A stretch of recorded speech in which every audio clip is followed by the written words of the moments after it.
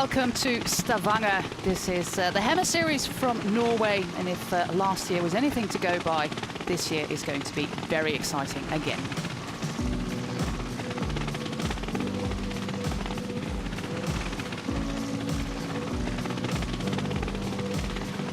And this is what happened last year in Norway, Hammer Series Stavanger.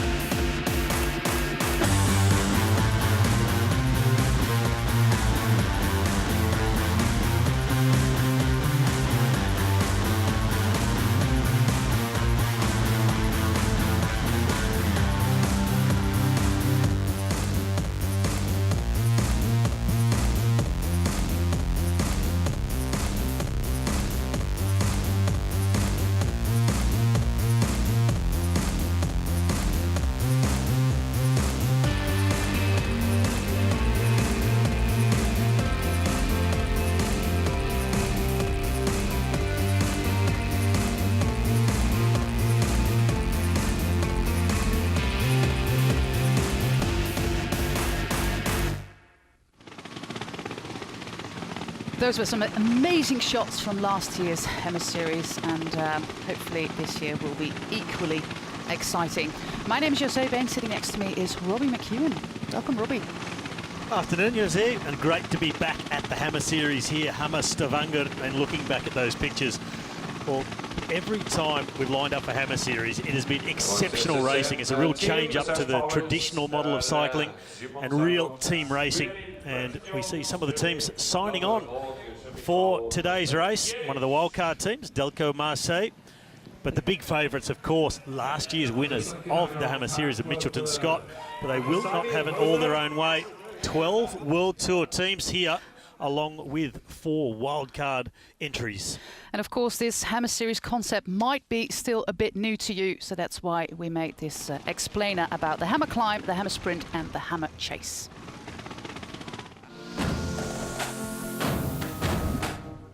The Hammer Series.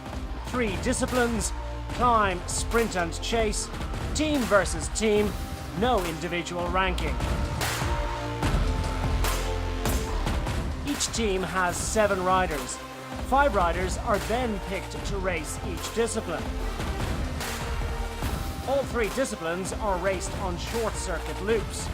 In the Hammer Climb and Hammer Sprint, the first 10 riders to cross the finishing line on each lap will score points for their team. The team with the most points at the end of each discipline wins. The final discipline is the Hammer Chase, a fox and hounds team time trial. Teams are split into 2 groups, finalists and runners-up. The groups and the team's starting positions are determined by their rankings after the climb and sprint. The first team in the finalist group whose 4th rider crosses the finishing line wins the event overall.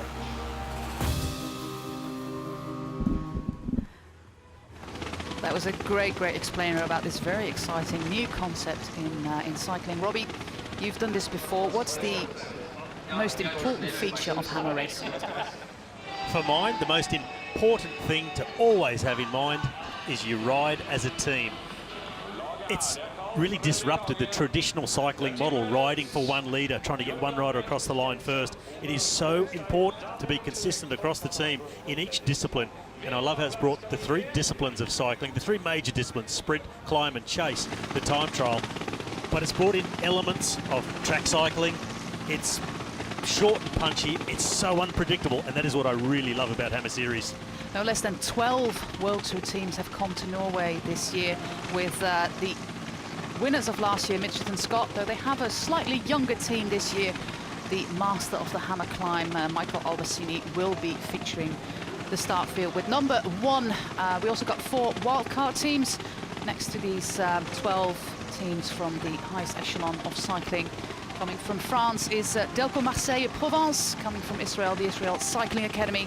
From Denmark, Rival Readiness, and of course from Spain, Caja Rural. 16 teams, and we've got some really high-profile riders here. Well, some of the world's best, and I'm particularly, as an old sprinter, I'm particularly looking forward to the Hammer Sprint tomorrow. The likes of Sam Bennett up against Dylan Groenewegen, two of the winningest riders in the pro peloton this season. But I really enjoy how unpredictable this race is. That's what I'm really looking out for, and it's a place where we see young riders really get blooded on the world scene and come up with their first big results. But that's tomorrow, that's the sprint. Today we're going to climb, so it's going to be for the slightly lightweight riders today, and this is what they're up to. Well, as we come from outer space and zero in on Norway, Stavanger, there it is in the fjords region, and we will start our map right on the top of the climb. However, the start is down on the flats at the Stavanger Forum. But once they come over the finish line area here on the climb, it's a fast, big, open descent. Brings them down onto the outskirts of the city of Stavanger. And there is the start line right there at the Forum Expo. Wide open, flowing roads. Very easy to improve your position when you need to. But as they come into the final 1/3 of this lap, all thoughts will be on the climb. And it's a very quick dive down. The road gets narrower all the time. By the time they hit the bottom of the climb, which is 1 kilometre long, it's no wider than a bike path, and it gets steeper and steeper all the way. This left-hand turn brings them onto ramps up to 20%, and the points are right there on the top of the climb. And they got a nickname here in Norway for this climb, and they call it Pig Hill. And I know why, because I rode it this morning, and it is a pig of a thing. Well, you did your course recon. I didn't. I just read some books and read the internet, so we both prepared, each in their own specialities. Lovely view here out from the fjords, and we're going to look at some of the teams here today. Like I said, king of hammer climb last year. He amassed so many points, Michael Albacini. Of course, he's a guy who also does very well on the Mur de Huy in the Flèche so he should be exceptionally suited. Mesket, Schultz, Scottson and Stannard are the other riders here for the title defenders, Mitchelton Scott. Well, in past Hammer Series, it's been the team of De Koning Quickstep that's pushed Mitchelton Scott all the way. And young gun, number 11, Remco Evenepoel, the golden boy of Belgian cycling. He is joined by the sprinter, Alvaro Hodge. Looks like Hodeg. He says it's Hodge. It is. Yves Lampaert, the Belgian champion, Davide Martinelli, and Peter Vakoc, who's just recently made his return to the World Tour after a long layoff with injuries. Good to see him back. Tim Ineos, formerly known as Team Sky, with the 2015 World Time Trial champion Vasil Kirienka, World Individual Pursuit champion on the track Ghana, Michael Govash, Chris Lawless and Ben Swift, and also he's back after some long period away with injury. Well, the team that everybody in Norway loves at the moment, and no wonder, Alexander Kristoff, he is leading the UAE team Emirates, along with his countryman Sven-Erik Bistrom. We've also got with them Yusuf Mirza, Manuele Mori, the experienced Italian veteran, and Alexander Ryabushenko from Belarus. And then Jumbo-Visma, sponsored by a Norwegian IT company, Visma. They are here with Amund Grøndal Jansen, Pascal Eenkhoorn, Jonas Vingegaard Rasmussen, Mike Teunissen and Maarten Wijnands. And of course tomorrow they bring in Dylan Groenewegen. So those are 5 of the 16 teams lining up today. And like Robbie said, the golden boy of Norwegian cycling is, of course, Alexander Kristoff. He is from the region, and we spoke to him before the start. So Alexander, hammer climb to start off with. You rode it last year, it's a different course this year, but you still kind of know what to expect. Just tell us what you're expecting today. Yeah, I'm expecting a hard race with lots of attacks, and I think it can break up. Today it's quite narrow over the climb, and it's usually stretched out. I raced in this course more or less before, and it was challenging for sure, and it was breaking always up. So now we do it 10 times, and before maybe we did it 4 or 3 times, and it was already enough. So I expect a hard race, and yeah, maybe some small group at the end. What kind of tactics do you expect to see unfold today? You know the course quite well. Like you've said, the climb is going to be quite a decisive point. So what kind of approaches do you think the teams are going to take? Yeah, I think in the start will be a lot of attacks, and then over the climb, maybe 3rd, 4th time, 5th time, I don't know. It can break really apart and the group goes away, but it's hard to say. Last year we raced a different course and it broke away, but I thought the race was over and suddenly we were back in the race. So in the hammer race it's actually so intense that you cannot go full for 2 hours, and at some point maybe the guys in the front gets too tired and we come back. So it's hard to know exactly what to expect. But last year I was surprised that suddenly I was back in the race when I thought I was finished after 2 laps. So I will not give up. But we have some climbers that hope to take some points. I don't expect too much of myself because I struggled a bit with the illness last days. But we will see. Okay, and definitely it will be a hard race today. But just finally. You're racing on home soil. We've spoken to you before about how much you enjoy racing here. Just give us a little insight into how special it is to be back at Stavanger, riding on home roads that you know really well. Yeah, it's my training roads, and okay, I don't travel too much into the city center like tomorrow, but I live maybe 500 meters from the course today when we are in the climb. So just on the other side of the forest on the approach to the climb. So I know really well the roads, and I think all my friends and my family will be there cheering for me, so I will try to make them proud, but I know it's going to be difficult today. Okay, best of luck. Thanks a lot. Cheers. Well, we have seen a lot of spectators here with UA kit, including some very small fans, maybe just 2 years of age.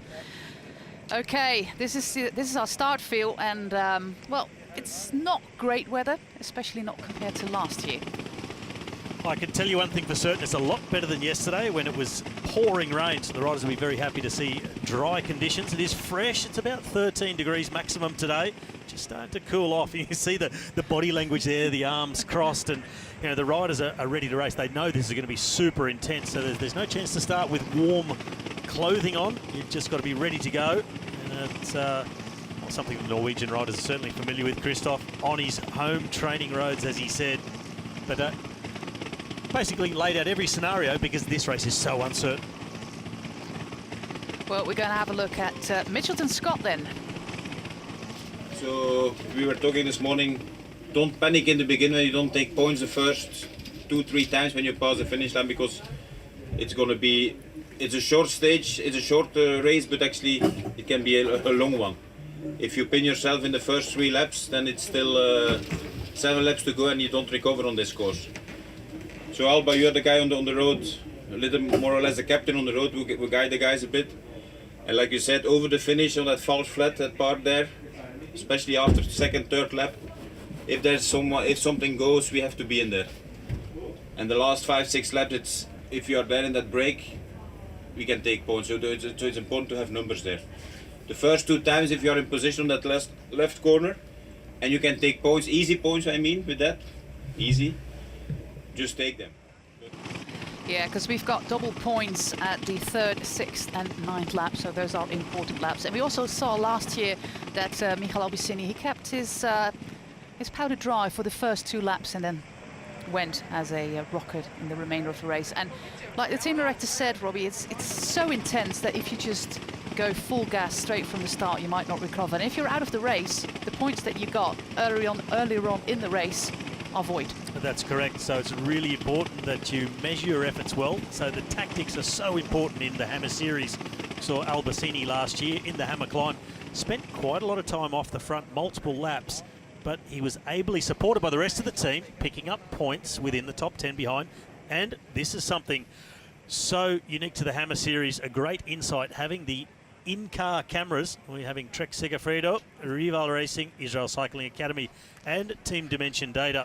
So we can actually get an insight and hear behind the scenes what the directors are saying to their riders at certain points in the race. And tactically, it's so very difficult to get it right, because really, there is no right, no wrong in Hammer Series. You've just got to race aggressive. Yeah, we saw Gregory Rast behind the wheel of Trek Segafredo, Erik van Lanker for the Israel Cycling Academy, 2 former cyclists. Rast, of course, just retired, and Erik van Lanker, former winner of the Ardennes Classic. Well, he retired a few years back, but very, very passionate man when it comes to cycling. We are getting close to the start. Peter Vakoc here with the De Koning Quick-Step jersey. He is eager to race again. Maybe you know his story. He was hit by a truck, if I remember well, in South Africa, and his recovery took a very, very long time.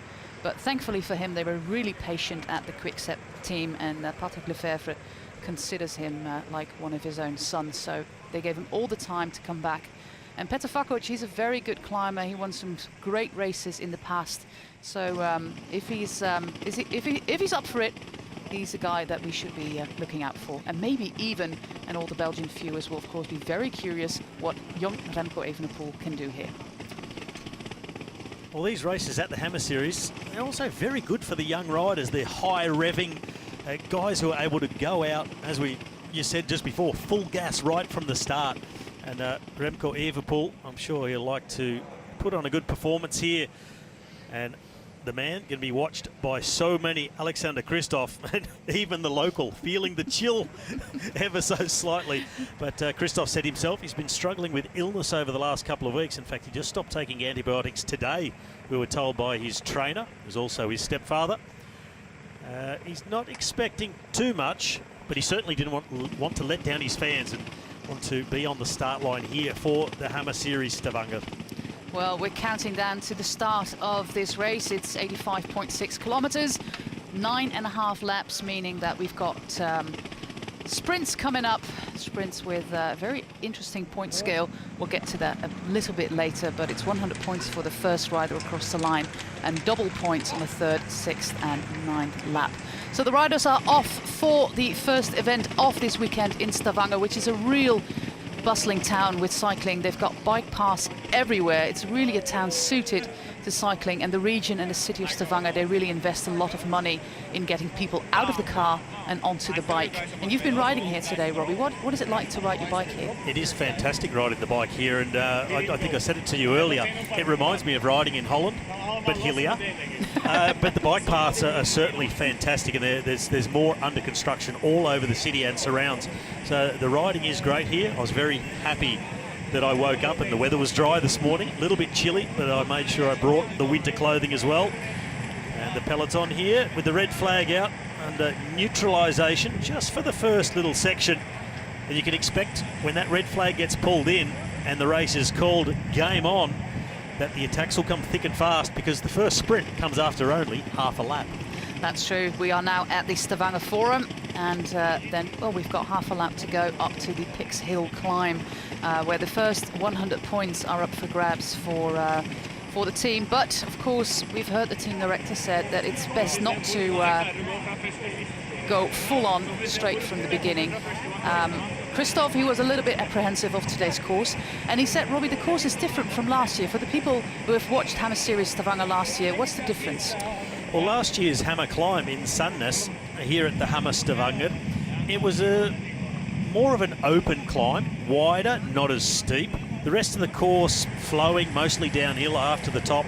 So it was a really up and down course. This course today, the climb is steeper, it's a lot narrower, it's only one car wide over the last few hundred metres. But the rest of this circuit is really open and mostly flat and just up to undulating. Really lends itself to an attack getting away and opening up a gap. So teams are going to have to really be on the ball, because with 5 riders, you can't afford to have to set up a chase and neutralise the situation. You need to be in the move. We saw Dennis van Winden there on the first row, the Dutchman for the Israel Cycling Academy, riding next to Alexander Kristoff, of course, one of the riders for Jumbo-Visma. They're very anxious to put in a good result here, having a Norwegian sponsor on board since this year, Visma being a Norwegian IT company. And we're off for the Hammer climb. The flag is down and we're racing. Well, you see a lot of looking around, looking across and looking for who's going to make the first move. CCC on the right of picture, and here is the first attack, the man in orange. It might be one of the big riders for CCC, Polish rider. They've got some real big guys on the team with Van Kersbulk, with Wisniewski, Van Hooijdonk. Those are the classic guys, normally surrounding Greg van Avermaet across the Belgian cobbled races. And those guys are big, and maybe not the guys that you expect on a Hammer climb. Well, maybe no surprise to see the bigger-bodied riders going on the attack early when the roads are still relatively flat, trying to open up a gap and see if they can contribute some points to their team here on the Hammer climb. But importantly, if you get some points first lap or two, you do need to finish the Hammer climb race for those points to count towards your team. Yeah, every point that you get only counts towards the team result if you actually finish the race. So you cannot go full gas from the start and drop out after 3 laps, get 300 points and bye-bye. No, you have to finish the race and not get lapped by the field. We've got two leaders and 3 riders following at the moment. Oh, Ineos have sent a rider up the road to join CCC. And then 3 riders trying to cross that gap, 2 together, Bora Hansgrohe, Sunweb. And Rival. one rider from Rival just losing the wheel. And it looks like he is not going to join. So we are getting a quartet off the front. 1 rider stuck in no man's land, but the reactions continue to come out of the peloton. They know how important it is. This is like the start of a Tour de France stage where attacks are flying. I think it's Belgian rider Nathan van Hooijdonk who just got a new contract with the team, showing his face here for the CCC team from Poland. Nathan van Hooijdonk, a very promising young rider from Belgium, flicking his elbow, indicating that somebody needs to take over, and the rider from Team Ineos gladly obliges. So it's only 3 kilometers from here until we reach the top of the climb. Well, leading a group across is Yves Lampaert from De Koning Quickstep, instantly recognisable in the Belgian champion jersey, and still a lot of movement in this peloton. All the teams realising if you're not in it, you've got to get someone there ASAP. Lotto Soudal making the move. Yeah, it looks like every team wants a rider in the move on this first lap towards the first climb here at the Pix Hill. Every team is sending 1 or several riders over. And I think that was the Norwegian Carl Fredrik Hagen getting himself across for Lotto Soudal. A lot of expectation and a lot of self-expectation from the Norwegian riders here. They do not want to disappoint their local fans. Hagen joining the move, but they've got about 4 or 5 seconds on the chasing peloton, and it looks like we may be on the edge of a regrouping. Well, it's fast and furious in the first kilometers of this race, with 4 kilometers on our way and moving towards the climb. It's a little bit turning here, some cobbles even. Well, this is that technical little section. We drove the course on the way up here as well, and you can just see there how narrow it is. The cobbled sections on the side, with the steering clear of those, trying to keep it on the fastest part of the road, but very narrow, twisting and turning, and it will get narrower still. Well, this is what Alexander Kristoff explained. This is where he's living, so his family will be along the roadside. Nathan van Hooijdonk in the orange jersey of CCC still leading the pack. But yeah, it looks like everything is coming back together. And the fans here on the hill are already anticipating the riders coming up, because if we get a nice shot here, we'll see the forest and we'll see where we're going pretty soon. One of the riders from Mitchelton Scott now being in last position of this group.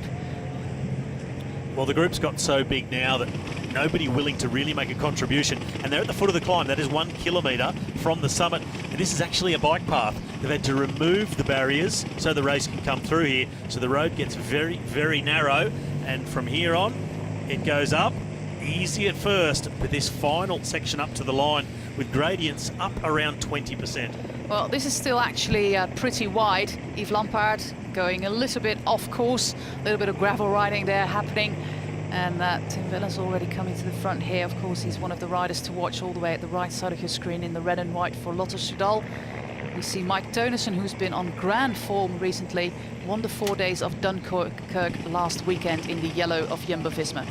It's a little bit the scenario we see in the spring classics, something like the Tour of Flanders. It's a real race to the narrow sections. When they get there, spread across the road, just ease off the gas, maintain position, which is so important. You're going to see in a moment another acceleration to get to this final left-hand corner.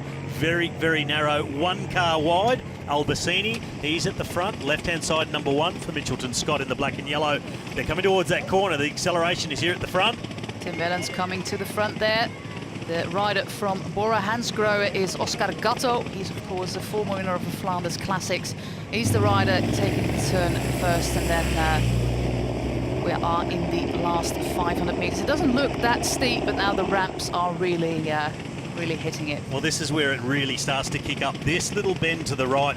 You see now Yves Lampaert out of the saddle, and it's such an explosive climb, really steep. But from here, it's only a couple of 100 metres to go. So this is where the points are on. Wellens, he's intent on getting big points. Albacini did it so well last year, is also right at the front. But also Oscar Gatto for the Bora Hansgrohe team. It looks like he will pick up the first 100 points on this lap. Yes, it's Oscar Gatto, Tim Wellens, Michael Albassini and Nathan van Hooijdonk. Mike Teunissen, those are the first 5. Well, you can see them on your screen already. What's important to look for when you see these results come up is look for multiple jerseys from one team. Very good points hauls. Alexander Christoph coming through in 8th place. 2 riders from UAE in the top 10. And you can see the board on the right, the big yellow sign. 10 laps to go. Though we've been talking about a race of 9.5 laps. That's new to me. We'll see as we move on. But certainly no doubt about the first points across the line. Oscar Gatto, the Italian from Bora Hansgrohe, very, very explosive. A handy climber, not a pure climber, but a guy who's certainly got a good sprint. But this is a section that a lot of the riders and teams were talking about across the top, because after they cross the finish line, it's the top of the climb as far as points are concerned, but the road continues to drag up for another 400 metres or so. It's a perfect opportunity to go on the attack. It's a really nasty little scratch of road after you manage the climb. You always hope that that's the end of it, but it's not. But, well, we've got a nice group here, and they've got a nice little gap as well. Look at that. But the peloton is all stretched out, indicating that the pace is really, really high at the moment. Well, the last of the team cars are now crossing the finish line here on the climb. We're going to see and wait to identify the riders in the first group. Of course, many of the riders who were across the finish line first, with Van Hooijdonk, Teunissen. Well, I'm sure the message on the race radio from the team directors is the same for every single team. Do not miss the break. Make sure we have someone in it. Well, CCC, Jumbo-Visma, Trek Segafredo. It's Luxembourg rider Alex Kirsch for Trek Segafredo. Mike Teunissen for Jumbo-Visma. But UAE have a rider in there. It might be Bistrom, I think. He was up there over the finish line grabbing some points. And I think it was Bistrom who started this move, in fact. It looks like one of the riders for Caja Rural. And that's Alex Aranburu, recent winner of the Vuelta de Madrid. Now they're on that long, open downhill section. So this is the main descent down from the climb to back towards the city of Stavanger. A few looks over the shoulders, assessing what the gap is. And from Trek Segafredo, it's Alex Kirsch. It is Kirsch who is there. In fact, Alex Kirsch was 9th on the climb.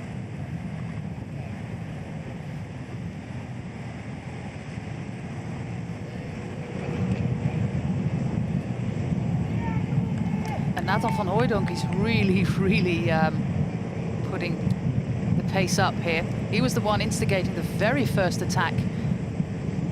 The guy in orange. Alex Kirsch coming from Luxembourg.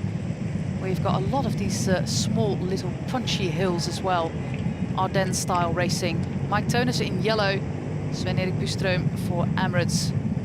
And then Aranburu for Caja Rural. And one of the riders for Bora Hansgrohe. Could it still be Gatto? well, I'd be surprised if he's able to make that move after that first acceleration, but there'll be riders here in the peloton with a clear instruction to be aggressive early, try and grab some points, and then just settle in and make sure they finish the hammer climb. So you really need to share the workload across the team, that preferably all of your riders score points at some stage. But a lot of moves coming out of the peloton, and the group's swelling yet again. So those 4 are about to become about 14. Well, then it's going to be hard to keep track. Some on-foot, on-board camera from Australian rider Michael Storer. Looks like he's all the way at the back of the bunch, though. You're riding in third last wheel by the look of it there, Michael Storer. Possibly saving himself for later on in the hammer climb. Because he's a good climber. He's a good climber, and certainly not the place you want to be, right at the back of the bunch, particularly when you take that left-hand turn to that final steep pinch up towards the line here. You'd be on the brakes almost at a standstill in that corner, and then it's a case of playing catch-up and riding full speed. And we can see the speed at the back of the bunch the elastic was really at full stretch. So this group coming together now. Quite a large group at the front yet again. And the peloton, well, they're not giving up on this one either. And aggressive racing, Well, always rewarded. some data here from Oscar Gatto. I can tell you one thing for certain, he's not from Australia. No, he's from Italy. Well, maybe you can adopt him. He's a good guy, why not?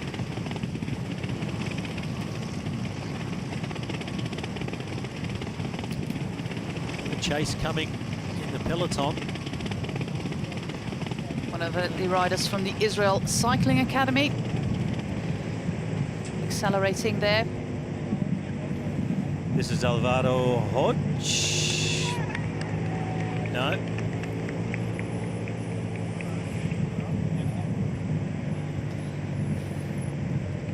Sam Bennett there for Bora Hansgrohe. And Martinelli. So a group there of about 14 riders, and the peloton still completely stretched out. They're not letting this move go, like Robbie explained, because does it happen on a hammer climb that we've got a breakaway for the rest of the race?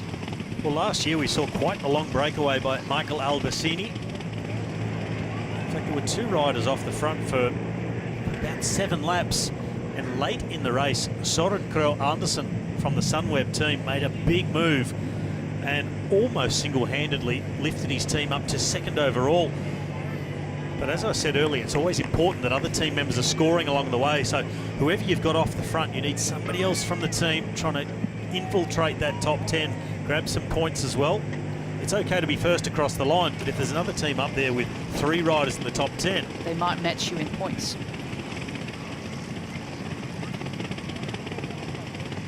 Well, we're 12 kilometers in the race, and well, looks like a little bit of indecisiveness going on in the peloton at the moment. well, the biggest gap we've seen so far, and a little bit of reluctance to really form a chase. And that is the problem in the Hammer Series for teams. If you miss the break, well, if you need to chase a gap down, it's almost a case of sacrificing the whole team. Then there's nobody left to get the points.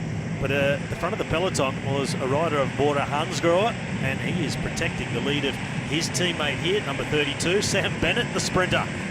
Got himself off the front. And number 122 from Ineos is Filippo Ganna. Well, who better to have out there with you than the world individual pursuit champion on the track? And Sam Bennett, the sprinter, make no mistake, he's a man who can handle this course, a short, punchy climb. He's explosive enough, that's for certain. He can survive quite a tough course as well. And we see one of his teammates patrolling at the front of the peloton. It's Andreas Schillinger trying to protect this break. Of course, Sam Bennett is, well, I think he's on top of the leaderboard when it comes to victory ranking. But he was not amused that he is not riding in Italy at the moment. He had hoped to do the Giro. Of course, Pascal Ackermann is doing a fine job for the Bora Hansgrohe team, but apparently the team also well, refuses, also not plans on taking Bennett to the Tour de France. And for the Irishman, that might be a little bit too much, and he's, as rumours go, talking to other teams. Well, I think that's fair enough on both fronts. Sam Bennett, of course, deserves to ride a Grand Tour, but when you're in a team with Pascal Ackermann and Peter Sagan, then your opportunities are going to be limited. So Sam Bennett may be going to search for a new home. And, but at the moment, doing a good job for Bora Hansgrohe in this race. Is certainly not lacking a motivation to show what he's got. No, rumours are that he's talking to Katusha, where, of course, recently Marcel Kittel has left the team and put his career on hold. More attacks happening at the moment from the peloton, and the pace is up as we are going towards the climb yet again. Well, this two-man move hasn't really caused what you call panic in the peloton. This is Van Hooydonk, the man who instigated the very first break of the day, so he's still pushing on. But with just 3 riders off the front, there's still plenty of points on offer, so no reason to panic just yet. But the peloton, or the pace is on. Look at that on this downhill winding section. Bunch completely strung out. 9 seconds from the 2 leaders to the first chaser. Well, we've only had 100 points up the climb here. We've still got 1,200 points to go. Of course, 3 laps where we award double points. Not this lap, but the next one. So So the winner can take 200 points there. So that is going to be a very important lap, and all the team directors will have instructed their riders to be present at the front, because those 200 points are, well, not easily obtainable, but you get them with the same amount of effort. So it's very important. But this looks good from Filippo Ganna and Sam Bennett. Ganna new to the team. Team Ineos. With those burgundy shirts that they premiered just a month ago. More attacks there from Jumbo-Visma. That is a strong acceleration. Well, they've got one of the strongest teams here. They've got a full 7-rider squad up to Stavanger. A lot of teams opted for 5 or 6 riders. It is, of course, a very busy time of the season, with races in France, Tour de l'Ain, races in Estonia, and races, of course, in the Giro d'Italia, where all the World Tour teams have an 8-man team in the race.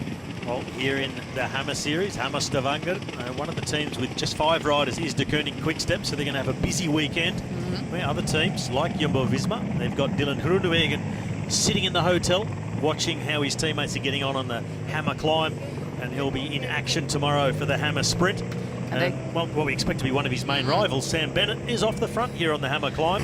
But you can't win this race. You can't win this series in just one of the races. It's consistency across the whole weekend and performing as a team as they hit the foot of the climb once again. The road kicks up. Sam Bennett, well, he is riding Gunner straight out of the wheel. The Irishman, the specialist sprinter, well, he is so explosive. He's just gone in the big gear, placed a bit of a mini sprint. Now he sees he's got the gap, and cleverly, he's just making his way up here to the finish line, not wasting too much energy. This will be maximum points for Sam Bennett.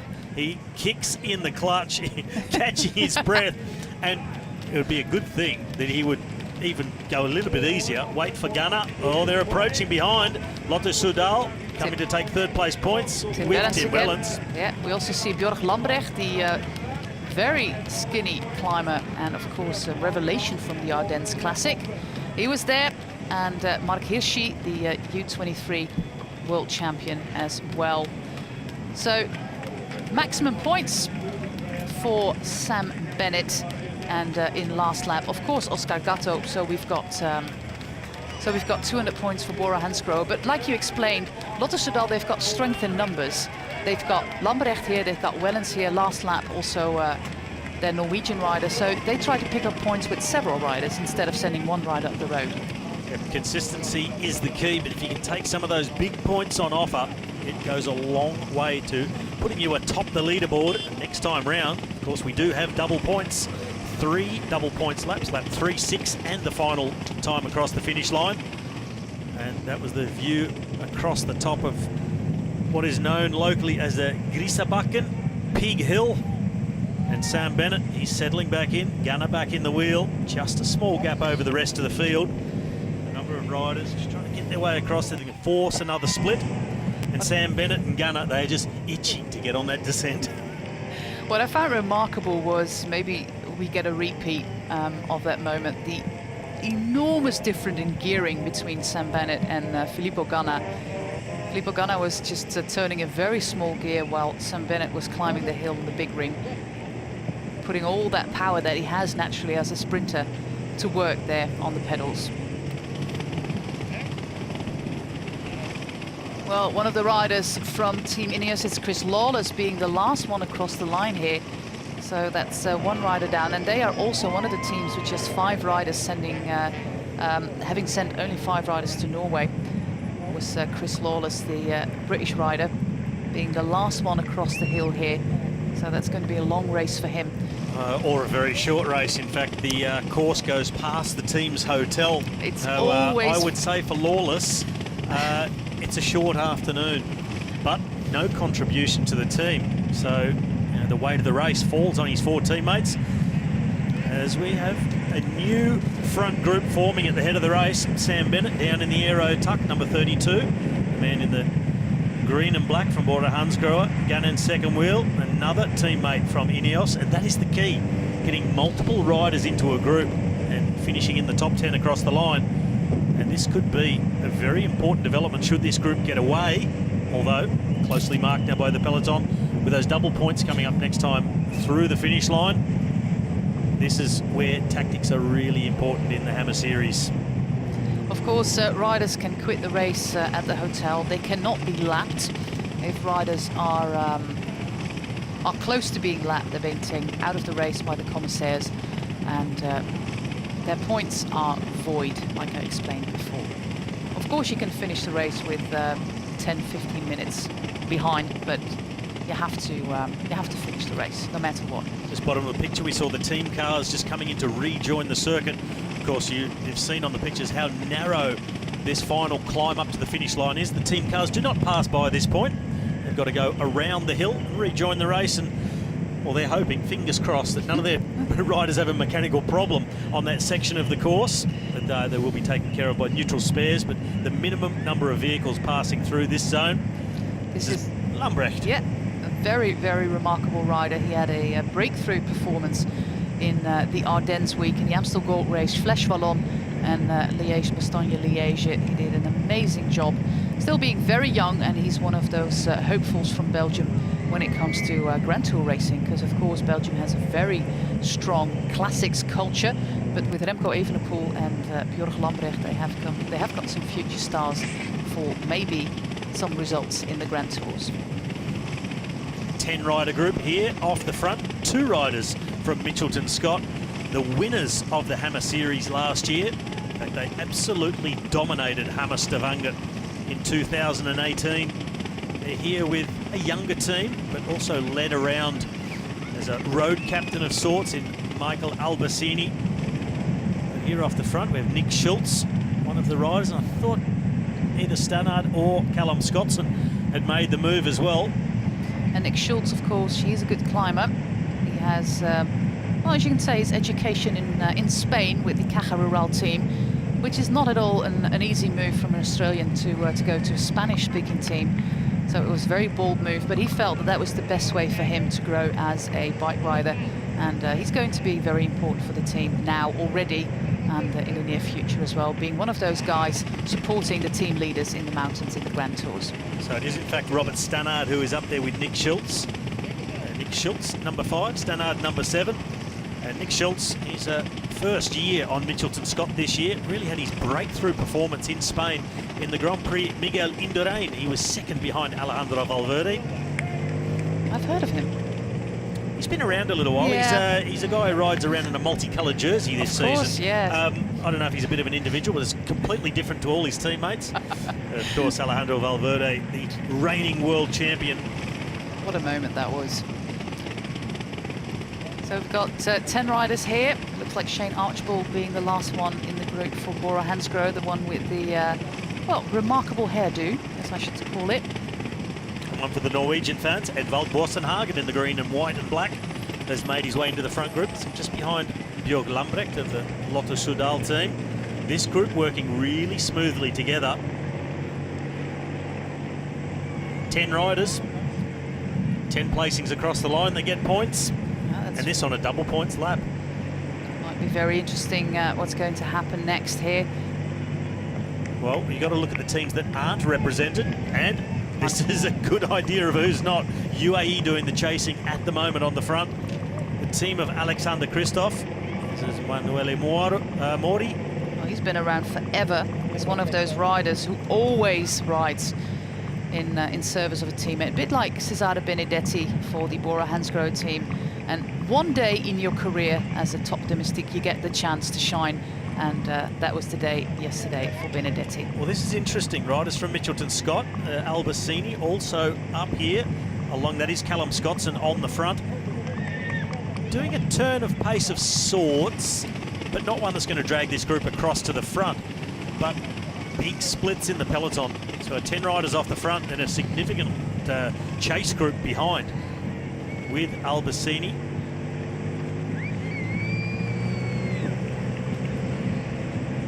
Ghana again to the front. The Italian pursuit specialist getting down an aero. He's got a teammate with him in the break. And this could be the move that will really set up the result of this hammer climb today.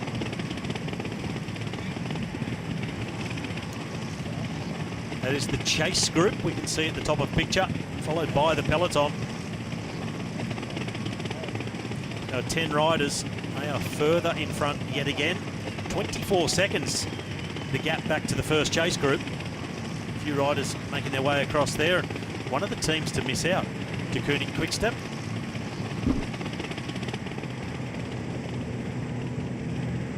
This is back to our front group. In fact, de Koning Quickstep do have a rider in this front group of 10. I think it's Hodge. He was one of the riders being at the front at the last sprint here on the climb.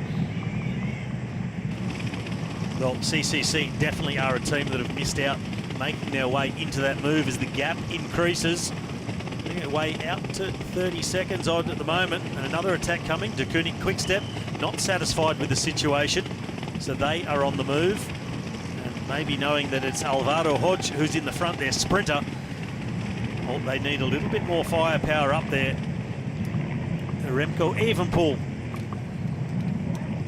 He decides it's time for me to make a move and try and get some major points. Double points this lap. 64.5 kilometres to go. Short races, but at this intensity, they feel a whole lot longer. Edvald Boasson-Hagen now. The next passage here on the climb is going to be at 62 kilometres to go, meaning that the group here led by Edvald Boasson-Hagen have 2 more kilometres to go. And of course, he's not from the region, Boasson-Hagen, but he is a Norwegian rider. And well, for quite some time, Norway didn't have a lot of riders at the highest level of cycling. But now they're coming fast, really, with young riders, Amund Grødal Jansen, for example, with the Jumbo-Visma team. Many teams, they, well, Alex Leknesund just signed a contract with Team Sunweb, one of the most promising young riders in the peloton now. So the scouts have really found Norway, and one of the reasons that the event director here, Roy Hegerberg, said to explain that Norwegian cycling is on a rise here is that they have some high-quality races like Hammer, Stavanger and the Tour of Norway next week. Well, here's some stats from Sam Bennett last time round. So average of 22 kilometres an hour, but you saw that power, 915 watts. To put that in perspective, a sprinter like Sam Bennett, his peak power when he does the sprint would be getting up towards 1750 watts, but his sustained power throughout the sprint would be around 1,000 watts. So he's done almost 1,000 watts on the climb. So that was putting it all out there to put the gap on Filippo Ganna. That was absolutely not done on cadence, that was done on brute power, that climb that Sam Bennett did there. But what Sam Bennett might be thinking right now is, oh, we're back around at the climb again already. And Here comes an attack now. And I have to do it again. This is Burkhardt, Marcus Burkhardt for the Bora Hansgrohe team, putting on a chase towards the first group. We're approaching the climb here. We're in the last kilometre now. Number 5, of course, being Nick Schultz. His colleague from Jumbo-Visma is Jonas Rasmussen. Jonas Vingegaard Rasmussen. One of those young riders. Sam Bennett says, hey fellas, I'll show you who the sprinter is and how to get in position. And he just used that body, get himself round first. It's Hodge who follows him round. So the 2 sprinters on the front, Björk Lambrecht and Rasmussen, were really dicing for position there. But Bennett, he says, I'm going to try and get maximum again. Edvald Boasson-Hagen's got a lot of work to do from back there. Might have to settle for minor points on this one. Bennett stamps on the pedals again. A little bit more difficult this time round. Rider with 125 is, of course, Chris. That is Lawless, that 125. Is Chris Lawless, so it was one of his teammates was out last time. Went Bennett, after burners on. Bennett goes. Lambrecht, he is all over the bike, the little Belgian, but Bennett, the gap opens up. He rolls out, he looks over the shoulder, says maximum again. There you go, that's how you climb, fellas. I'm a sprinter, but this is how you do it. Lambrecht takes second. Alvaro Hodge, Rob Stannard from Mitchelton Scott. Hirschi, Ben Swift is the other man up there from Ineos. Boasson-Hagen, Rasmussen, Nick Schultz, another Mitchelton rider, and Ganna doing his best and hanging in there. He takes 10th and the final points across the line. And now we wait for the appearance of the peloton. Here's Burkhardt, but what a show by Sam Bennett. Well, the Israel Cycling Academy rider must know that all the points are already gone, so he could have saved himself this effort. But, well, he's across the climb as well. That is some serious work here by Sam Bennett. In these last 2 laps, he got himself 300 points. And Bora Hansgrohe have won all 3 sprints so far. Should we be thinking of sending Sam Bennett to the Flesh Wallon now? Well, there's a little bit more to it. We'll see how he gets on through the rest of this hammer climb race. But Sam Bennett certainly doing a fantastic job for his team as long as he finishes That's the most hammer climb and makes it all the way to the finish. There's one exception. You can have a mechanical or a crash in the last lap and still keep your points. But the tactic of Lotte Soudal is really paying off here. Well, Lambrecht has been active, also Tim Wellens in the first couple of laps. So it's about consistency. And you'll also see Mitchelton Scott, they haven't won any of the sprints atop the Grisabakken here in Stavanger. But they're sitting in third at the moment, 243 points, so 156 points off the pace. But we see how quickly that can be turned around on a double points lap. And especially with 2 Mitchelton Scott riders in this break. And, well, why not go and this sprint? The moment that Sam Bennett, he just pushes a little bit harder on the pedals. In fact, this is sprint number 1. That was Gatto. This is now Bennett when he was away with Filippo Ganna. Ganna, he's just in time trial mode. Bennett looks over and says, "Oh, where did you go? Top points for me." That was another 100 in the pocket. A little bit tougher it seemed for Sam Bennett the 3rd time round. But when he put those fast twitch fibres into action, he gapped them off. Pure climber Björg Lambrecht taking 2nd. You see the level of effort Sam Bennett, he is throwing everything in at it. I love it. I absolutely love it. Nothing like clearing the airways.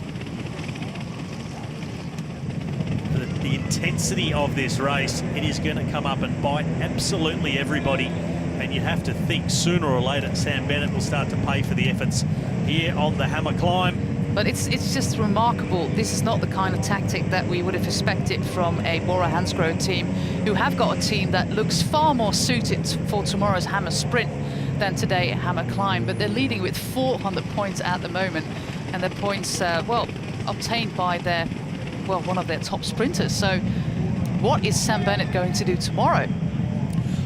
Well, that is the big question, because maybe he'll pay for this effort tomorrow. We've got the likes of Dylan Groenewegen sitting out today, not selected by his team for the hammer climb. That seems like an obvious choice.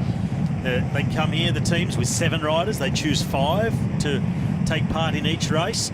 So Sam Bennett may pay for the efforts, but certainly he is raking in the points, and that puts Bora Hansgrohe top of the table and in a commanding position. 48 points clear at the moment of Lotte Soudal.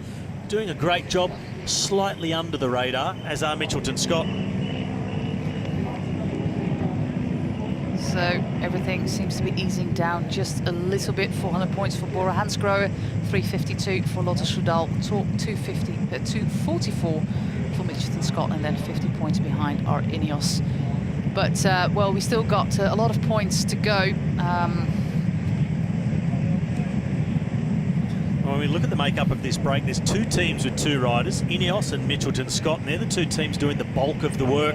So whether one rider is going to do a lot more than the other, more than his teammate, and really try and drive things on. With 10 riders off the front, that is all the points taken care of. But we've still got 900 points to go in this race. So those 48 points between Bora Hansgrohe and Lotte Soudal, they don't mean a lot just yet. But we saw last year how many points Michael Albazini got on his own, being in that breakaway. So it can be very important to get a breakaway. But so far, this is the biggest gap that we've had, half a minute. Yeah, half a minute, and there wasn't a lot of impetus coming out of the peloton. One rider from the Israel Cycling Academy trying to get himself off the front of the peloton and see if he could force a counter-attack to get across as they come back through what is the start zone, which will be the finish zone on tomorrow's hammer sprint. But the peloton looking at the moment not as interested in getting across this gap. Riders being a little bit more defensive. De Koning, Quickstep, Dimension Data, both have riders in the front group. Although at the moment, maybe it's just the camera angle, but I was missing Alvaro Hodge from this group. In fact, was that Hodge and Wassenhagen drifting back to the peloton? Well, the group has gone... They've been distanced by this group. So indeed, that was Hodge and Wassenhagen. So they've been dropped out of this front group. The Israel Cycling Academy rider, he's the one in no man's land, and the chase now coming from the Rival team from Denmark. The Rival, one of the wild card entries, one of the non-World Tour teams. There's 16 teams taking part in Hammer Stavanger. The other 12, of course, all World Tour teams. And also to these guys from the Rival team, they have got a local boy here, a local rider, Christer Hagen, coming from the Stavanger region, so he is very happy to be riding here. It is, of course, also one of the reasons that the team got an invite for Hammer Stavanger, having one of the local heroes on the team. Sindre Lunke, he has got some experience on the highest level, being part of World Tour teams, and then some, well, maybe unknown names for us. Nicolai Brugner, Lucas Eriksson, he's the Swedish national champion, and Rasmus Kvade, you know, the guy with the huge moustache. Now remember those stats from a few moments ago about Sam Bennett, the climb before? This is Björk Lambrecht. The numbers as a total less impressive. Average power 790, maximum of 900 watts. Now Bennett rode an average of 915 watts. But look at Björk Lambrecht, pure climber. He is tiny. He is tiny. Sam Bennett would outweigh him by 30? around 20 kilos, I would say. Probably around 20. So if you then go watts per kilo, they're making very similar efforts. It's just that Sam Bennett is a lot more explosive. He can hit a higher absolute wattage to push himself off the front. The thing is, Lambrecht can do it time after time after time, all day long, where you'd expect the sprinter's legs of Sam Bennett. They're going to pay for those efforts later on. So I'm sure Lambrecht has that in mind. Yeah, very impressive. You're doing it now. Let's see what you're going like on lap 10. Well, the Rival readiness team guys, they are really trying very hard to close the gap, but if we can go by the indicator on the top of your screen, they're not getting much closer. Tom van Asbroek all the way at the back of the bunch. Also looks like Filippo Ganna is all the way at the back here as well, just like Edvald Boasson Hagen. So, well, he's cruising towards the front again then. But Hagen was in that group. No, he was paying for his efforts, clearly. Also Alexander Kristoff, number 21 from the UAE Team Emirates. We heard him before the race in that interview say he's been struggling with illness over the last couple of weeks. He honestly didn't expect too much of himself, but he absolutely wanted to be out here in front of the home fans. The family and friends are all here, and they're easy to spot up here around the finish line, all around in the UAE Emirates jerseys. So we're going to have a little look in one of the team cars shortly. This is the Rival readiness team.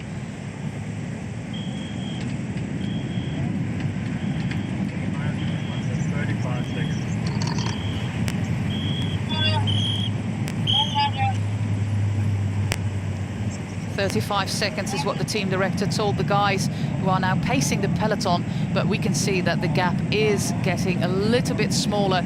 Sam Bennett here all the way at the back. He has got 300 points on his own, which is absolutely not important because the Hammer Series is a team race.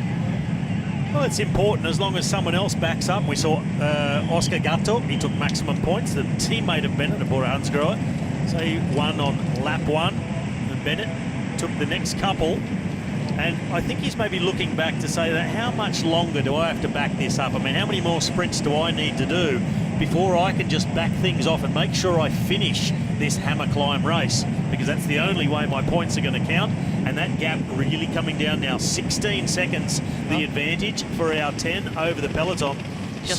Just in time for our next climb, because that's coming up. It's coming up in 2 kilometers or less than 2 kilometers our next climb. So. Well, the Rival team doing a really great job. So they took the responsibility, missed the break, and you would think a smaller team, no responsibilities, they can just sit back and undergo the race, but they're really playing a part. 15 seconds, and they will have them in their sights. And it's plausible that someone could jump out of the peloton, get themselves across to this group next time up, or we could see a whole turnaround at the front of the race. Rival, they have got 0 points as of now, so they're probably quite eager to get themselves some points, because these points are important for Sunday's hammer chase, your start position there in the time trial. We're climbing again. Chris Lawless at the back on the right in the burgundy and black of Ineos. Next to him, Sam Bennett. Maybe just having a little chat. Sam Bennett riding a big gear, the sprinter. And I'm sure he'll just be waiting for his moment to pop himself around to the front like we saw last lap, get himself in position at that corner, And get and those then just fend everybody off. and then get those afterburners up again. We also got the U23 world champion from Innsbruck in the red from Team Sunweb, Swiss rider Mark Hirschi. And the two riders from Mitchelton Scott, can they work together, Rob Stannard and Nick Schultz, to maybe get them some points? They're in third position at the moment, but maybe they can overtake the Lotto Soudal team here. Here comes the acceleration in the middle. Sam Bennett getting towards the front. Now, Gunner's been doing a lot of work on the front, relying on Lawless, where the two riders from Mitchelton Scott hanging back, just staying in the wheels, making sure both score significant points. Maybe not winning it, but it's being right up there. Bennett is leading them through again. Hirschi follows through in second wheel. Then it's the two riders, Ineos, Gunner, Lawless just fading back slightly. Björk Lambrecht in the middle from Lotto Soudal making his run. The two riders from Mitchelton Scott towards the back. Let's see what Sam Bennett does on this sprint. It's a normal sprint, so 100 points. It looks like the rest have no idea how to ride a bike uphill, because he's making a fool out of everybody, Sam Bennett here. But maybe Mark Hirschi can bridge across. It's not likely. Björk Lambrecht is trying again, but he has to settle for second place. Maybe Nick Schultz coming for second place there. But Sam Bennett is putting up a show here. Well, I guess in terms of the Hammer Series, you could call it a climbing masterclass by the Irishman. It's short, it's explosive. It's more your Tour of Flanders style or Amstel Gold Hill. Short but steep. Bennett takes it. Lambrecht, Rob Stannard got himself across the line for third, followed by Rasmussen for Jumbo-Visma, Mark Hirschi, Ben Swift, Nick Schultz in seventh, and then Filippo Ganna. And the rest of the points, 9th and 10th, Teunissen and Eriksson. So those are the first points for the Rewell team by the Swedish national champion, Lukas Eriksson. Everything closing back up again, but absolutely no doubt about the man gaining the big points, Sam Bennett from Bora Hansgrohe. Who could have predicted that before this race, that Sam Bennett is going to be the king of hammer climb? Here comes Alexander Kristoff through the finish line, so a group just getting gapped off a little bit. A few more riders struggling with the pace, and this climb very, very steep. But it is short enough for a guy like Sam Bennett to use that explosive power.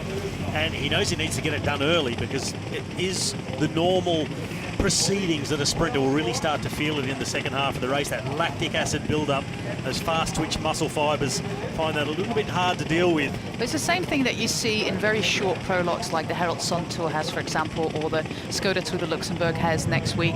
Those very short prologues, 2, 3, 3.5 kilometers. The sprinters, they usually do well on those efforts as well.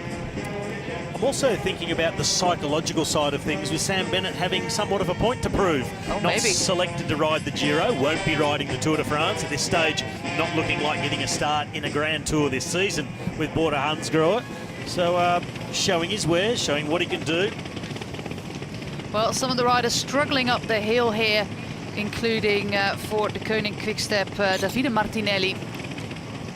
And Fumi Beppu crossing the finish line here, as is Tom van Asbroek, being the last one here for the Israel Cycling Academy. Well, our group of 8 is almost going to become 9 on the radio in the background. That's Mike It's Teunissen. one of the Jumbo-Visma riders. Teunissen, we saw take 9th place across the line that last time through. He was on the radio and he'd been trying to let his teammate Rasmussen know that he is coming. Maybe ask him just to drop out the back of the group and help him to get across. I'm sure Rasmussen is having his own problems recovering at the moment after that last effort up the hill, but he's now seen his teammate look over the shoulder. There is another concerned teammate look. He's not dropping back to help him cross the gap. Number 75. Teunissen down in the aero tuck on the top tube, sucking in the oxygen. Absolutely MVP for the Jumbo-Visma team. I think he's, well, together with Wout van Aert, their best buy. He can ride the classics in support of Van Aert. He is now the lead-out sprinter for Dylan Groenewegen, and will also be in the Tour de France because of illness with Timo Roos, and he's been injured for quite some time now. And Mike Teunis, he can win races himself like he did last week in Dunkirk. He was incredible in Dunkirk last week, so he's a man in form. Absolutely. So we'll expect a fair bit out of Mike Teunis. He won stages, he won the overall in the 4 days of Dunkirk, which has got the strangest name in cycling because it's actually 6 days long. But Teunissen, he's about to join the group and make 8 into 9. And now Jumbo-Visma, very, very importantly, also will have 2 riders in the group. Mitchelton Scott there with 2, Ineos there with 2. And I'm sure the peloton will be a little bit concerned that there are 3 teams up there with 2 riders. Rasmussen drops to the back, but not off the back, to help Teunissen get across as they make their way back in towards Stavanger, or just on the outskirts of the city before they make the left-hand turn. Tomorrow we go straight to the city centre for the Hammer Sprint, so you get a nice view of what the lovely old town of Stavanger is looking like. We've got an attack there from, it looks like one of the riders from Sunweb. And nobody reacts. Just marking the front of the peloton there is Peter Vakoc, and really not pushing the pace as if he was protecting a move, but De Koning Quickstep have no one in this front group. They did have Alvaro Hodge for a couple of laps, but the Colombian sprinter started to feel the pinch when the road kicked up. He has been ejected out of the back of this group, and it's Ineos with Lawless pushing the pace. So they've done a lot of work, the 2 Ineos riders, particularly Gunner, to maintain this gap. Mitchelton Scott there with 2, and they really know the key to racing the Hammer Series, having multiple riders scoring. And if we look at the standings at the moment after lap 4, Bora Hansgrohe, 500 points. That's a 5. That's a 100% score. Well, it's a 4 from 4. Yep. Gatto, and then 3 times Bennett. It includes a double points lap. Lotto Soudal just 67 points behind. So Björg Lambrecht, along with the early points of Wellens, they are staying really in touch with Bora Hansgrohe. Mitchelton Scott just 162 points off the lead. They haven't been winning. They haven't been finishing in the first 3 until the last lap, but they have 2 riders in the group. So important. And of course, another team with 2, Team Ineos. They are 4th overall at the moment. 246 points adrift from Bora Hansgrohe. So the standings starting to take shape just under halfway through as Remco Evenepoel, the young Belgian, double junior world champion last year, road race and time trial. He's trying to get his way across. Well, he explained something about his first months in the World Tour peloton. He's one of the very, very few riders coming straight from the junior ranks into the World Tour peloton. In women's racing, that's totally normal. From the junior women, you go into the same peloton as Anna van der Breggen and Amanda Spratt. But with men, that is not normal. So Remco Evenepoel, he is absolutely something else. He's the biggest thing, and people are still talking about him every day in Belgium. A little recap with these stats by Robert Stannard. He was part of the move in the last lap. Well, he was 3rd across the line last time through, average of 20.5 kilometres an hour. That's around the same for all of them. Just those power stats, average of 920 watts, a maximum just over 1,000 or just under 1,100 watts. And Stannard, pretty handy at everything. He's a really good all-rounder, a young Australian. And in fact, I used to race against his father back in my amateur days in Australia, Steve Stannard. So he comes from good stock. Robert Stannard, a young Aussie on the Mitchelton Scott team, representing well here in the Hammer Climb in Stavanger. This is now Evenepoel as they pan backwards, number 11 from De Koning Quickstep. And when as he we was, said, junior world champion and in the time trial and road race. Pretty good chance of getting across this gap, but he's hovering at 11 seconds. He won his races always in spectacular fashion, just riding away from the rest of the peloton. And not just a few meters, no, minutes and minutes and minutes. And he did that at the European Championships, the World Championships, in all the junior races that he did. He won almost all of them, and of course he was coveted by many, many teams, but he chose to join Patrick Lefevere and the De Koning Quickstep team. So it looks like Remco Evenepoel is going to join the the first group, though those 12 seconds are pretty stable. We're going to have a look in one of the team cars with Erik van Lanker, the sports director for the Israel Cycling Academy. They haven't been doing that well. They haven't gotten any points just yet, the Israel Cycling Academy. Though the team might be more suited for tomorrow's sprint with Sonderhorst, Enger, Minali, Tom van Asbroek. They don't have the climbers here to make a difference in this race. But of course you have to do all 3 events. And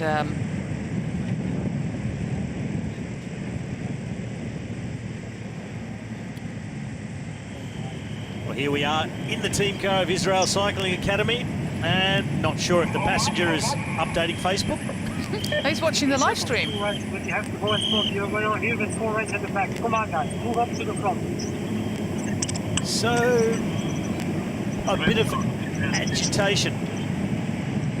Bit of agitation there in the Israel Cycling Academy team car from Erik van Lanker, seeing too many of his riders at the back of the peloton and making them well aware. You can see exactly what they're not doing. They're not closing the gap, they're not scoring points. And, well, that is worth a rocket up the rear from the sport director. And he wants to see some action from his riders. We're almost halfway in the hammer climb, and it's time to start scoring points. We're going towards the 5th sprint, meaning that this is not a double point sprint. And Israel Cycling Academy, they are at 0 points. So naturally, the team director will not be very pleased with that. Well, I would there think he is. The same situation in the Delco Marseille Provence team. They're also 0 points. So Israel and Delco, they've got some work to do if they want to move up the standings. Liverpool is desperate to get in touch with this group, but they've been working really smoothly together, especially since the arrival of Mike Teunissen. So 2 riders from Jumbo-Visma, 2 riders from Ineos, 2 riders from Mitchelton Scott. But the man dominating, well, he's out there on his own for his team from Border Hansgrohe, Sam Bennett, the sprinter. And who would have thought that a sprinter would be dominating the hammer climb? I do think that Sam Bennett might be taking it a little bit easier this lap to try and strike again on the next one with double points. And you could expect that it's going to be done pretty soon with Bennett, because he's been giving so much power. Well, he has, but he's been riding conservatively, and he's been smart about it. He realises there's other teams there with 2 riders, so he can take a bit more of a back seat. And there he is. Evenepoel has joined the group. He's made it. And look at those stats from Bennett. Now look at that maximum wattage. 1,550 watts. That's almost 500 watts more than anybody else has managed to put out on that hill. Yes, he weighs a little bit more. He's a bit more muscular and heavy. But just that absolute power that Sam Bennett produces as we are on the run to the bottom of the hill again. They'll see that left-hand turn. Last jostling kilometre. for position. Sam Bennett is happy to let someone else lead. That's Nick Schultz, number 5. Third wheel, Stannard. So Mitchelton Scott, they're really starting to think about gathering points as a duo. Evenepoel, he's made it. What's he got left for the sprint? I don't think he has got much left for this sprint, but maybe next one. Nick Schultz is leading out Sam Bennett, or is he leading out his teammate Robert Stannard? No, he's leading out Sam Bennett. Bennett is just doing it again. It looks like Björk Lambrecht is a little bit boxed in at the moment. But Sam Bennett is making this look so incredibly easy, Robbie. What's happening here? He's a sprinter. Well, he is so explosive. He's a man in form. That is quite clear. And he has just gapped them once again. He looks smooth. He looked controlled. When you look at the others, heads and shoulders look like they're going to fall off. Bennett, I've got time to wipe my nose before I collect yet another 100 points. Bennett, 100 points. Stannard, Lambrecht in 3rd. Mike Teunissen and Rasmussen 4th and 5th. For Jumbo-Visma, Nick Schultz takes some handy points for Mitchelton Scott in 6th. Hirschi, Swift, Ganna and Remco Evenepoel dropped paying for the effort of getting himself across. But he is now distanced, but he does take some points. And he can really descend well. He's one of those daredevils. Of course, he's a young guy. He's 19. He knows no fear. So he will take those... he will try and get back to the first group on the downhill. There's a counter-attack up the road at the moment. So one of the Cahurural riders trying to get himself across. Guillaume van Kiersburger, the big man in orange, the Belgian. Oh, he is someone who really struggles with gradients like this. He weighs something like 85 kilograms, which for a professional cyclist is like being a heavyweight. I think he's one of the heaviest guys in the peloton even, Guillaume van Kiersburg. I think if I remember correctly, he was the heaviest guy in the Tour de France last year. Yeah, he was. He's also one of the tallest in the bunch as well. Standing at some 1.98 m or so. Sander Armé, Koen de Kort, Tim Wellens, they're all there. Yves Lampaert. And Alexander Kristoff is still in the peloton. And he's just come off a lengthy course of antibiotics, like he explained to us before the race. And halfway into the race, he's still here. And he really wants to show himself to the home crowds, of course, being from the region. Being brought up by the local Stavanger Cykelclub, or Stavanger SK, which is a very big club here with youth riders from 8 to 18. And these are the stats for Remco Evenepoel, who, well, like you said, paid for his effort on the climb. Well, that's his last lap, an average speed of 45.7 kilometres an hour for the entire 9-kilometre lap. Average power 390 watts, and his maximum just 890. That would have been on the hill itself. But as we saw, he was not able to keep pace with the rest of this group, really paying for the effort of getting himself across. And as they hit the steep slopes of the Grisabakken, well, he was shot out the back of the group.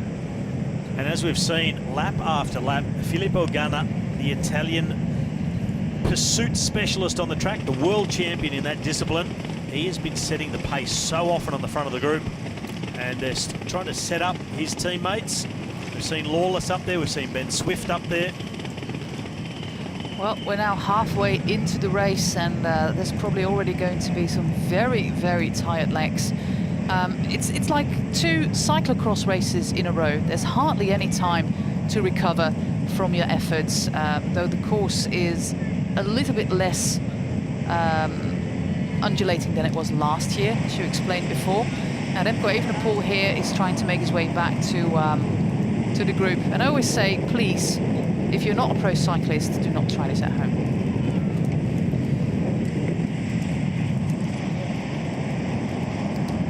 And he's not been a cyclist for long, Robbie. He was a football player up to 2-3 years ago. Oh, following in some very famous footsteps of a certain Belgian Olympic champion, Greg van Avermaet. Van Avermaet used to be a goalkeeper before he took up cycling. And in fact, he was on the verge of signing a professional football contract when he decided he liked cycling better. It's worked out all right for him. And we're going to see how the career of Remco Evenepoel is going to work out, because he's only just started, 19 years of age, the young Belgian. Quite a remarkable talent. Well, a big talent, there's certainly lots to learn. And coming out from the junior ranks, where he absolutely dominated, won just about every race he rode, including 2 world championships last year in Austria. But you step up into the pro ranks, well, there's plenty of guys as strong and stronger when you hit these ranks. And Evenepoel, he's been finding that out, made it to the group. That was great, but he's a bit disappointed with himself. A little bang on the handlebars. Well, he's set some really high standards for himself, but also the Belgian media have been quite relentless in pursuing him with media attention, just calling him the new Eddy Merckx already. And just being so young, 19 years of age, and having that much pressure on your shoulders already, that you're the next best thing. I don't think that is good for anybody. No, you'd actually really like to see the press back off a little bit, but they're so excited about the prospects of this young rider. You see him at the moment on this flat section, coming through the start zone, and those live power stats, riding at around 330 watts. Well, I would say that it put his heart rate at the moment, after what he's done, firmly in the 180s. And being so young, maybe even touching 190. Oh yeah, they can go way up to 200 plus when they're that age. When you get a little bit older, those heart rates, they don't get that high anymore. Tell me about it. Well, you don't go anywhere near as fast either. Well, at least you're still riding. We see an attack from the peloton there, from one of the riders from CCC, immediately counted by, I think it's Oscar Gatto from Bora Hansgrohe. Well, any team that's not represented in this front group, they really need to take action now. 40 kilometres to go, so fewer and fewer opportunities to score points. Everpool really trying to get himself back in the group, grab some points for De Koning. But any team not up there, they just need to sacrifice one or two riders, bring this race back together and reset. But if you're only racing with 5 guys, it's pretty hard to sacrifice anybody. And there's also quite a number of riders dropped from the peloton. The last 2 riders across the line just a minute ago were Dimension Data's Jacco Venter and Dan McLay for Education First. So we've seen quite a few riders already drop from that bunch, so they are not going to contribute to the chase. Excuse me. Well, Bennett here in second last position, and he has won every sprint that he has contested this afternoon. His teammate Oscar Gatto taking the very first one, and since then it's been all Sam Bennett across the line, which is of course put Bora Hansgrohe in a commanding position. 600 points, a perfect score, as we have double points on this lap. 102 points adrift Lotto Soudal, been very well represented by Björg Lambrecht up in the break. Early on, points from Tim Wellens as well. And the same scenario, lap after lap. Mitchelton Scott sitting in third, Team Ineos. Then Jumbo-Visma, followed by Sunweb. De Koning in 7th. But all the teams behind that, they are so far behind, scoring less than 100 points so far. Well, the pace is down just a little bit here in this first group, and it looks like Evenepoel is coming back again. You can see them. Yeah, you can see him there.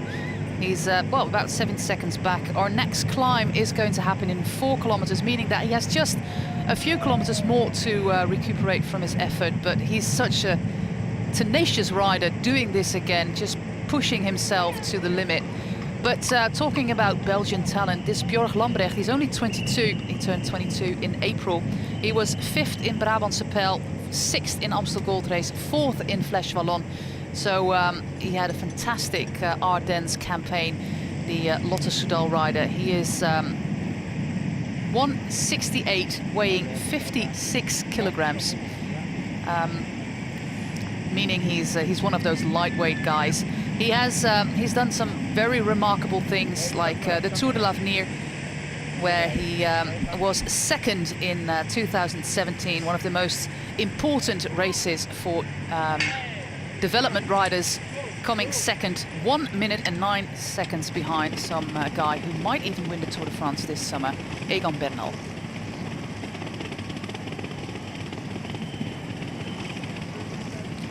So we've got a new guy in the first group. His name is Remco Evenepoel. So we've got 2 riders from Jumbo-Visma, 2 for Ineos, 2 from Mitchelton Scott, 1 from Team Sunweb, 1 from De Koning, and of course Sam Bennett for Bora Hansgrohe. These are the names.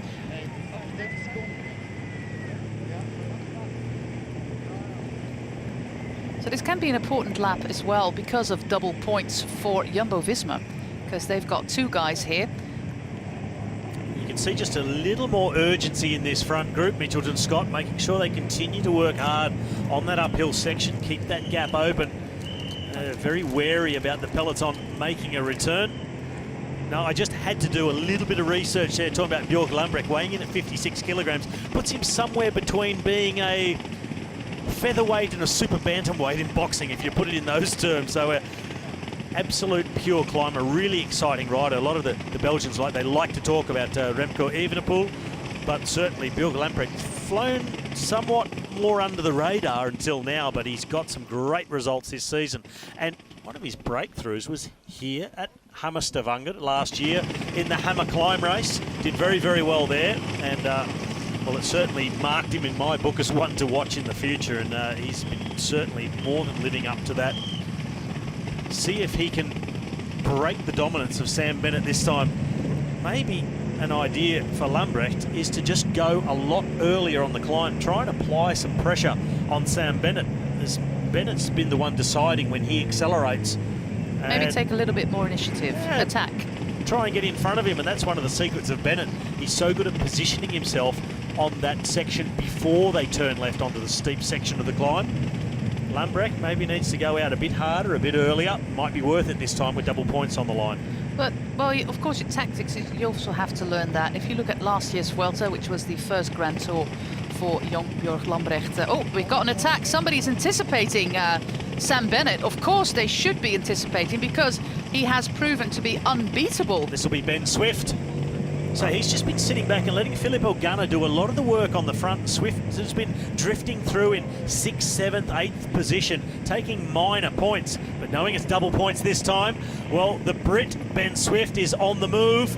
Now, make no mistake, this is going uphill and he's into the time trial position. The arms draped over the handlebars and he's not far away. He's about 250 metres away from taking that left-hand turn.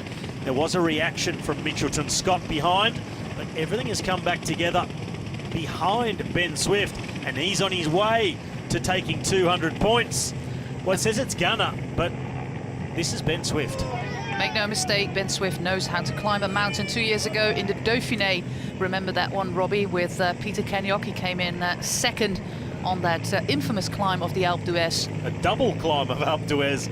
So Swift can certainly handle himself in the mountains, and a really punchy rider too. Ben Swift started his pro career more as a sprinter than anything else. That's true. He's turned his way onto the final ascent. He's going to be very hard to catch from here, but don't underestimate Sam Bennett. The gap is pretty big. Here comes the steep section for Swift. He's already made quite an effort to this point. They're trying to track him down. Nick Schultz coming through, Stannard as well from Mitchell Scott, and here comes Sam Bennett. So the race is on behind Swift. He's starting to buckle. The gap is melting away. Sam Bennett, he looks over the shoulder and says, you know what, Swifty, I got you. And he has. Oh, this is an absolute show by Sam Bennett, the Irishman, taking another lap, and this is a lap with double points, and Swift is absolutely collapsing on this climb. 200 points again for Sam Bennett, wiping his nose, like you said. Mark Hirschi, Lambrecht, Jonas Vingegaard, Ben Swift, Mike Teunissen, Filippo Ganna, and the boys from Mitchelton Scott. They do miss out on the big points here. Oh, they're struggling this time a little bit, the boys from Mitchelton Scott. But Ben Swift, I mean, it was a fantastic attempt. Did exactly what he needed to do, try and anticipate. It was Mitchelton Scott that kept the pace on behind him. They really paid the price for that. And Sam Bennett, well, he is just in another league today on this hammer climb. One of the best sprinters in the world over the last year and a half. And Sam Bennett, he is a man on a mission. Another 200 points in the Bora Hansgrohe account. Takes them to 800 points earned. Well, they're going to maintain a 100% record. They're going to be incredibly hard to beat on this hammer climb. And of course, they've got the riders for tomorrow's hammer sprint. Well, it is to be seen how Bennett recuperates from this effort. But the thing is with Sam Bennett, it doesn't even look like an effort, Robbie.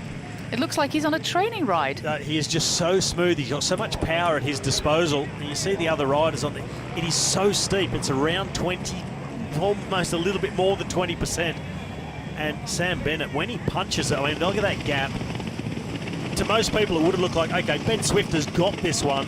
I said, you just can't underestimate Bennett, the way he's been going, and it is so steep. And it almost looked like Ben Swift had the brakes applied for him. Well, I kind of thought the same. I thought Ben Swift has this, but your knowledgeable eye saw differently, and there is no stopping Sam Bennett. Another 200 points in the bank for Bora Hansgrohe, making them, taking them up to 800. And the gap with Lotte Soudal is now 171 points. Yeah, really starting to open up. And, well, if you're not going to have multiple riders scoring, well, there's one solution, and that's just take all the major points yourself. That's exactly what Bennett is doing. Little problem there for Filippo Ganna, grabbing a bidon and a little bit of a bump. I'm not sure quite what happened there, but losing that bidon, not too happy about all of that. This is what's left of the peloton here on the hammer climb. Well, we've already lost quite a few riders, I must say. Team cars are now crossing the finish line, meaning that most of the riders are now past the climb. And of course, like Robbie explained, you can just leave the course, go straight to the hotel and try again tomorrow, especially if you're more of a sprinter like, for example, Dan McLean.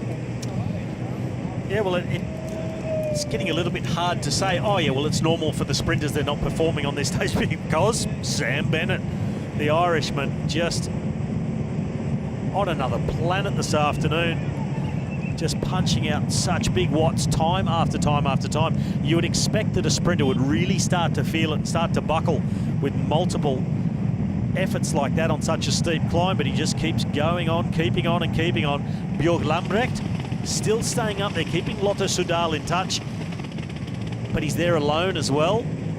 And the gap at 28 seconds. Ideally, even a pull, he says, I've got to get away from all these guys or I'm going to take some major points. Ideally, they should have had Tim Wellens in this group as well for Lotto Soudal. But though he was there on the first lap, he kind of missed his break. So it's all up to young Björk Lambrecht to do it himself. Jonas Vingegaard is a Danish rider, first-year pro with Jumbo-Visma. They have a good eye for scouting young talent. A lot of talent coming from Scandinavia, even with Amund Grøndal Jansen, this Jonas Vingegaard, who's a good rider, has already shown himself as being a great teammate. And he's now putting up the pace with Remco Evenepoel following. Some stats here for Evenepoel. And the fact, Robbie, that this young guy, this 19-year-old guy from Belgium, recuperates apparently well from these efforts, because he's done it twice now. Having a gap, coming back to the group, it shows that this guy has got huge potential. He's got massive potential. He's had that all along, and he's delivered at the big moments throughout his junior career. And well, a bit of discussion up the front there between Schultz and Evenepoel, and this is just a little bit of a flashback to the last few laps. It's been the same scenario time after time. It's been all black, white and green, and it's been all the Irishman, Sam Bennett. He just puts that power down, and he's just got time to come over the top, look over his shoulder, just ease off the pedals ever so slightly, and just start recovering before he even gets to the finish line with maximum points. We thought Ben Swift had been able to get off the front to get enough of a gap to steal the major points last time through. Bennett, he had other ideas. He lined him up, said, well, I've got enough power. I've been riding on reserve. I'll just use enough to catch you this time. 200 points again for Bennett. And especially if you see it from a helicopter shot, you can see how massive the gap is that Bennett creates on this climb. Well, his maximum power is going down, but that average power, 965 watts on the climb, and he's just simply able to put out more than everybody else. It's a simple numbers game for Sam Bennett. But now we've got a breakaway without Sam Bennett. Well, this is what they need to do, because there's no way they can beat him on the climb. So they've got to try and play the numbers. The teams with two have got to get themselves up the road. And interesting this time, it's Jumbo-Visma with two riders in this group of five. Nick Schultz, he's joined the party. Evenepoel, he's the man who started it. Chris Lawless is the guy for Team Ineos, and of course Mike Teunissen and Jonas Vingegaard for Team Jumbo-Visma. So those are the five riders. We don't know what happened with the other guys from the breakaway.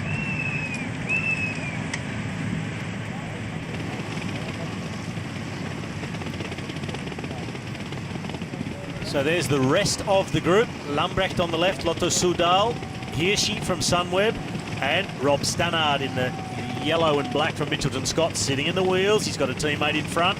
So does Filippo Ganna. He's got Ben Swift up the road. They won't contribute. And Sam Bennett, he says, well, I think I've probably done enough today, so I'll just sit back and relax because I've scored nearly 1,000 points all on my own. And tomorrow I've got some sprinting to do against, amongst others, of course, Dylan Groenewegen. So I might as well recuperate now and do it again tomorrow. Judging from his body language, it looks like the peloton is closing in, and well, he's always communicating with his team director. Yeah, there is the peloton. You can see from the way that Bennett was looking behind him that they were closing in, and that makes that some new, potentially fresh guys, although nobody will be exceptionally fresh after what happened so far. Maybe Lotto Soudal can make up the gap if they bring Tim Wellens to the front, for example, or maybe Sander Armé can make up some points on the Bora Hansgrohe Well, team. Definitely some fresh riders in this peloton. I've been watching them as they've been coming through. That riders in the peloton not scoring points, and they're just able to sit in the wheels and follow along, having teammates up the front in the breakaway. So we're going to get a new situation. Still 5 riders off the front who will take the bulk of the points. But now an opportunity for new riders to get up and start doing some scoring for their teams. 21 seconds the gap. It's not a lot. Our next climb is going to be at 26.4 kilometers, so that's 3 kilometers from now. And we haven't seen much from the Education First team just yet, so maybe they can make up for some points here. Well, they've got a sprinter team here with Moreno Hofland, Daniel McClay, Tom Scully, Logan Owen, and Classics man Sebastian Langeveld. Back to the front of the race. Evenepoel, the young Belgian, made the group of 5. We saw him get across to that break of 9 riders and make it 10, then get dropped, make his way back again, and he went straight on the attack the next time to make sure he wasn't going to miss out again. And it's so absolutely rare for such a young guy to make it amongst the top pros. It hasn't happened a lot with the elites. Of course, there are 18 and 19-year-old guys getting across to a Pro Tour team, like, for example, Denny van Poppel. In the women's, it's more normal. Look at, for example, in Australia, Sarah Gigante, who took the title with the elite women, coming straight from the juniors, and of course the legend that is Marianne Vos took the world title in the first year that she was an elite rider. But it's very rare because they even race on different gearing.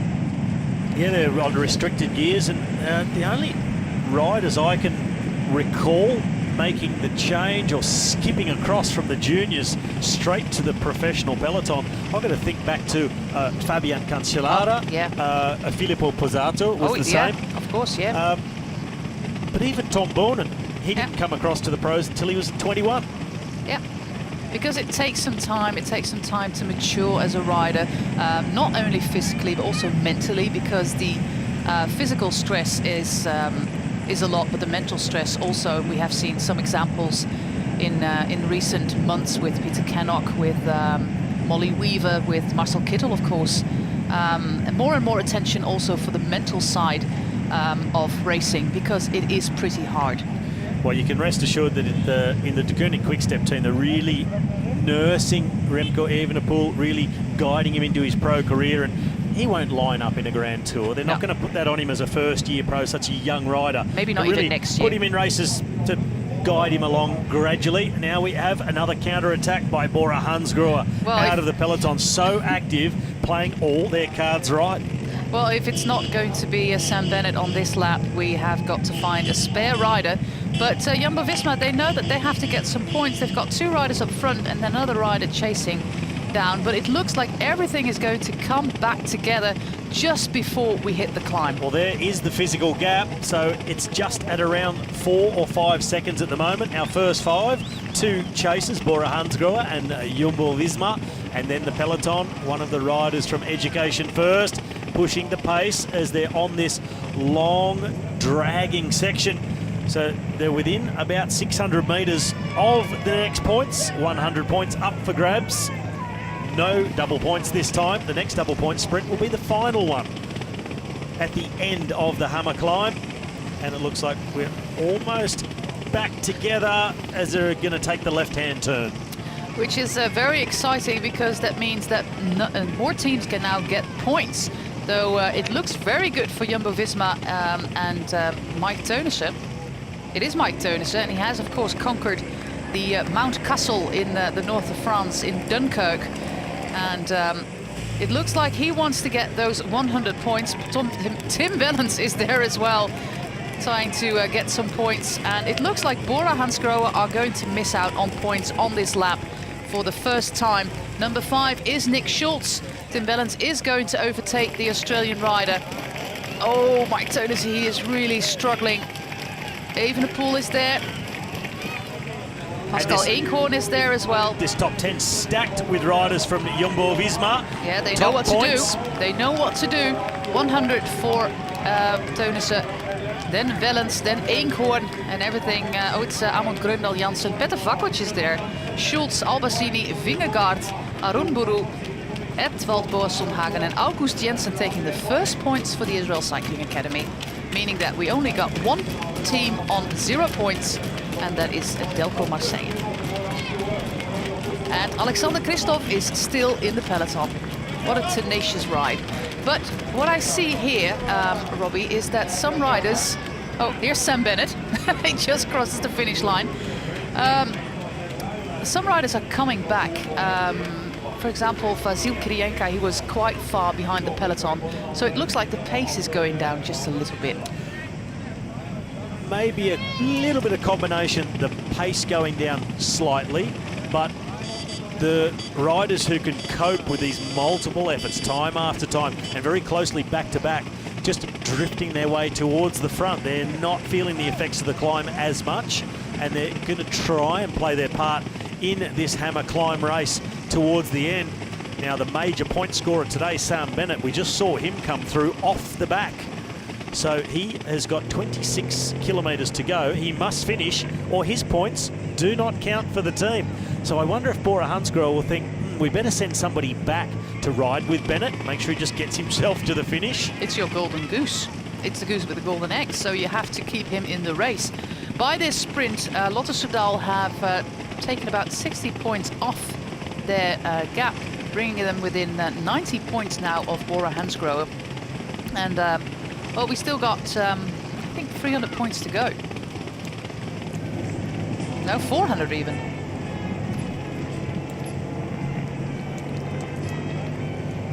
I'll wait for the refresh of the point standings, but there it is. 90 points, the difference between Bora Hansgrohe and Lotto Soudal. Jumbo-Visma, they're starting their march towards the top. 192 points down on the leader, Bora Hansgrohe. Mitchelton Scott in 4th, Ineos in 5th, then Sunweb, De Koning Quickstep and Dimension Data. Then the team of Alexander Christoph, UAE Emirates in 9th at the moment. Education First rounding out the top 10 as of now. And Lotto Soudal, Tim Wellens, he is trying to ride his way across to that lead group. Right. So he was second across the line. He dropped. He dropped back. He missed that move going away, just wasn't able to hang on.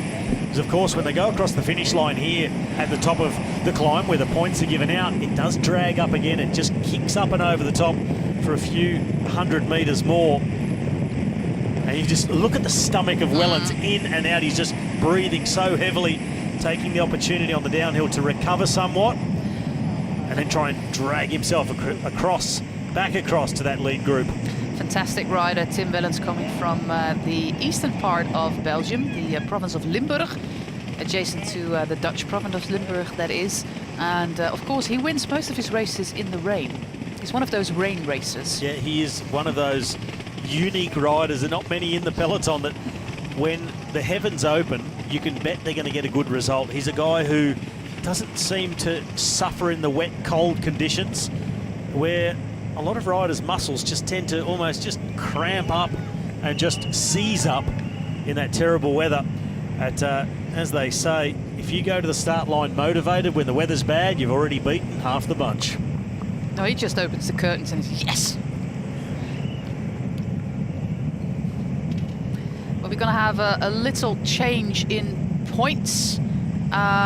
Looks like Logan Owen is now in 5th place instead of Nick Schultz, so there was a little photo finish going on there for 5th place. Well, it was an absolute packed house on the finish line last time through. We saw riders trying to lunge for the line. Very, very crowded indeed. There were about 5 wide across the road, just trying to get as many points as possible. So we rectified that now, and Logan Owen grabbing a few points for Education First. For this front group, Albacini is there, Mitchelton Scott, Manuele Mori.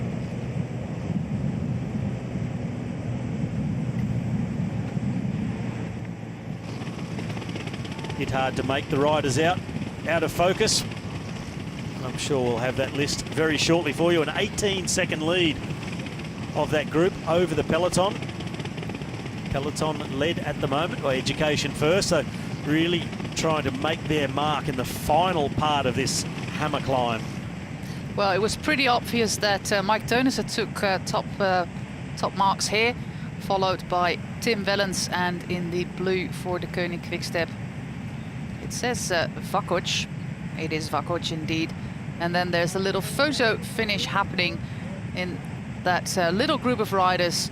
And it seems like Logan Owen was just ahead of Nick Schultz for Mitchelton Scott. So that has changed a little bit. Well, it hasn't done a lot to the leaderboard. Our top 3 teams are still the same with Bora Hansgrohe.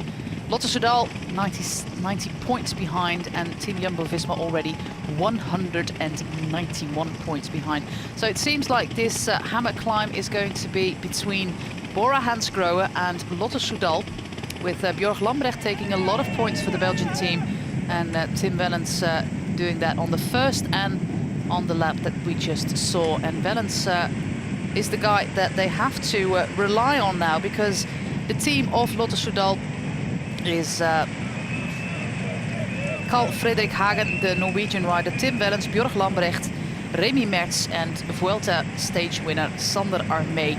So it is really down to Lambrecht and Wellens on this climb to rake in the points. Well, 2 men who made such a big mark in the hammer climb in Stavanger last year.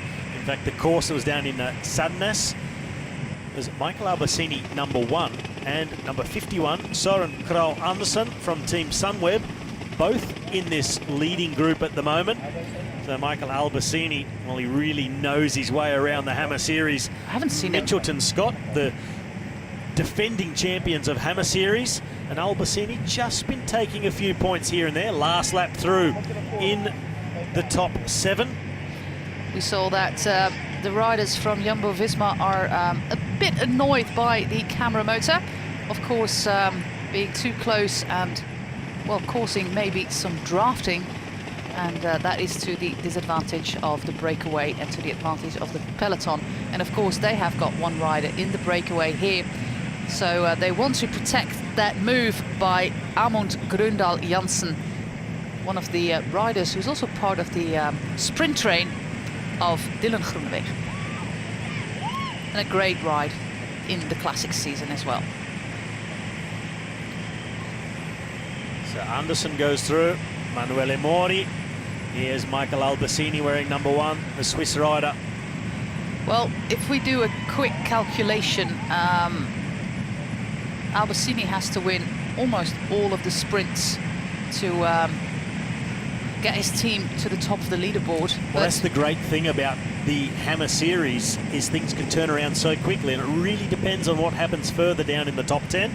And if Mitchelton Scott could possibly push 2 or even 3 riders to fill that top 10 and Albertini can take top points, they are still a realistic chance of winning the hammer climb. And it's also getting yourself into a good position for Sunday, because it will give you a good starting place for the hammer chase. So it's not only about the hammer climb, winning this event, but it's also about winning the overall event and maybe even winning the overall title in Hong Kong. Well, let's just talk about that very quickly as we see the peloton here and attacks coming. Bora Hansgrohe trying to get themselves across, defend that top position. Now, the result from the hammer climb combined with the team result in the hammer sprint, they are put together. That determines your position for the hammer chase.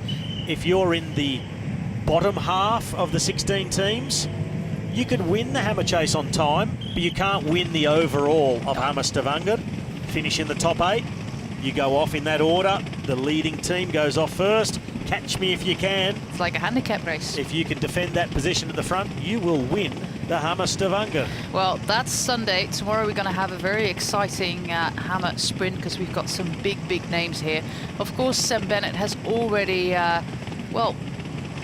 been very active. And Dylan Groenewegen is just lying on his hotel bed at the moment, thinking, okay, I'm going to get you tomorrow, Sam Bennett. I'm fresh as a daisy. I've got a good team here, and I'm going to beat you tomorrow with all your spending of power here in that hammer climb. I'm not interested. I'm only interested in practicing my Tour de France sprint train tomorrow, and I'm going to beat you. That's going to be tomorrow. Very exciting as well. Well, Janssen really pushing the pace through that little technical section, the speed hump across the cobbles. They're approaching the bottom of the climb, and they are right now at 1 kilometre. There's the sign on the right. 1 kilometre from the next points. It will be 100 points on offer for the first rider across the line. Michael Albacini a turn on the front. Janssen comes through. It's Mori in the white jersey of UAE Team Emirates. Vakoc in the blue of the Koenig Quickstep. They're all riders doing pretty well in races like Flèche Wallonne. Oh, Michael Albacini, he's been a specialist in that race over recent years. But the peloton has really kept them in their sights, and a little bit like the last double points lap. We saw Ben Swift on the attack and had a significant gap, but he was mowed down by Sam Bennett. Or mowing down is exactly what the peloton is doing at the moment, and they will rejoin this group before they take the left-hand turn. It's all about position. Lotto Soudal right up there at the front as well. That's Tim Wellens. It's Wellens. Bora Hansgrohe, they are back up there again. With 35, Christoph Pfingsten, the former cyclocross rider. We also got Alex Aramburu for the Caja Rural team. And that's a very powerful attack by Petr Vakoc, the Czech rider. But we know from this part it's still pretty far. Oh, Vakoc, Wellens, Pfingsten up there. Now comes the sprint. Vakoc, he's just starting to fade. Wellens goes over the top. Team Sunweb, Krauw Andersen. Oh, he goes round the outside. It says Tim Wellens have got dual measure, bigger gear, pounds out the big watts. And Krauw Andersen, he made a big impact in just this way last year on the hammer climb in Stavanger. And he looks like he's on his way to 100 points for Team Sunweb. Krauw Andersen over the top, a look over the shoulder, eases back off. Ryabushenko is the guy from Emirates. Wellens, Amund Gröndal, Janssen, Vakoc, Logan Owen, Albacini, Pfingsten, Aramburu and Manuele Mori. So 2 guys from UAE in the top 10. But full marks here for Søren Kragh Andersen, meaning that Lotto Soudal are getting closer to Bora Hansgrohe. This is going to be a very exciting final. 2 more sprints to go, 300 points left. And just 47 the difference. Woohoo! And look at the suffering at the back of the group. And don't look for Sam Bennett just yet, because he is not there. A lot of riders being distanced now, and anyone who has scored points so far and is dropped, they just have to make sure they keep lapping this circuit, get themselves to the finish for those points to count, or it's all been in vain. It was 90 points, the deficit, the gap between Bora Hansgrohe and Lotto Soudal, and they have now brought it down to 47. For 300 points left in the game. Well, the 2 big contributors for Lotto Soudal have been Björk Lambrecht and Tim Wellens. Of course, Sam Bennett, he went on a rampage after the first lap where his teammate Oscar Gatto took top points. Bennett won every single sprint the whole time he was away in that breakaway. But Lotto Soudal never let it get out of control, scoring with multiple riders. Lambrecht always finishing in the top 3. And now Wellens scored early, sat in the peloton, let Lambrecht do his thing. Now he's back on the move. So it's about really dosing your effort. Tactically, you have to be so sound in this race. Mitchelton Scott not completely out of it. And I think for them, even if they don't win the hammer climb, they'll be very content with the top 4 finish. Put them in very good shape. As long as they can perform well in the hammer sprint and get themselves a good starting position in the hammer chase, they'll be fairly confident to ride a good team's time trial. This is Krauw Andersen, the winner of the last climb through on the Grisabakken Pig Hill. Adjusted the helmet, maybe pushing on the front to drain some of the sweat out of the front of that helmet. It's cold out there, it's only about 11 degrees now. But I can assure you one thing, these riders are sweating with the effort being put out. It's been high speed, it's been intense the whole time. We've had a number of breakaways off the front, but the peloton have never really given it up. It looks on the scoreboard that Israel Cycling Academy are back to 0, meaning that August Jensen, who took the points, I think it was August Jensen, took the points a few laps back, is probably out of the race, or the one guy who scored the points for that team is now out of the race. So they're back to 0, together with Delco Marseille Provence.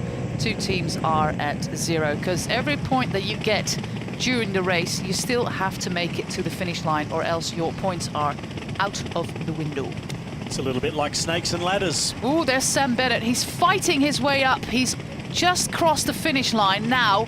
Just he's probably the last rider in the race at the moment. And I just saw him on his radio after he came to the finish line. I'm not 100% sure, but I think he was saying, "What? I have to finish?" Oh, somebody has not read the rule book. This is, well, this is hammer racing. It's very exciting just up to the final sprint, the final climb. Some of the riders still making their way up. Sam Bennett actually is the penultimate rider in the race now. Only one rider from Team Sunweb is just ahead of the broom wagon. So this is going to be very exciting. Of course, Sam Bennett has to finish the race, and the only thing that he cannot do is being lapped, and that is not very likely with only 15 kilometers to go. Oh, look at the peloton. They're down on the, what is the lowest part of the course now. As we take a look at the replay of Sam Bennett coming through and looking up towards the scoreboard. Sam Bennett, he knows it's not far to go anymore, but it feels very, very long for the Irishman. But a huge haul of points. Got them in front at the moment, just 47 points clear of Lotto Soudal. So it is certainly still up for grabs, the hammer climb.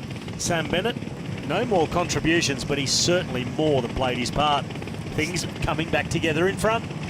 600 points by Sam Bennett alone. So that was a huge, huge achievement by the Irishman.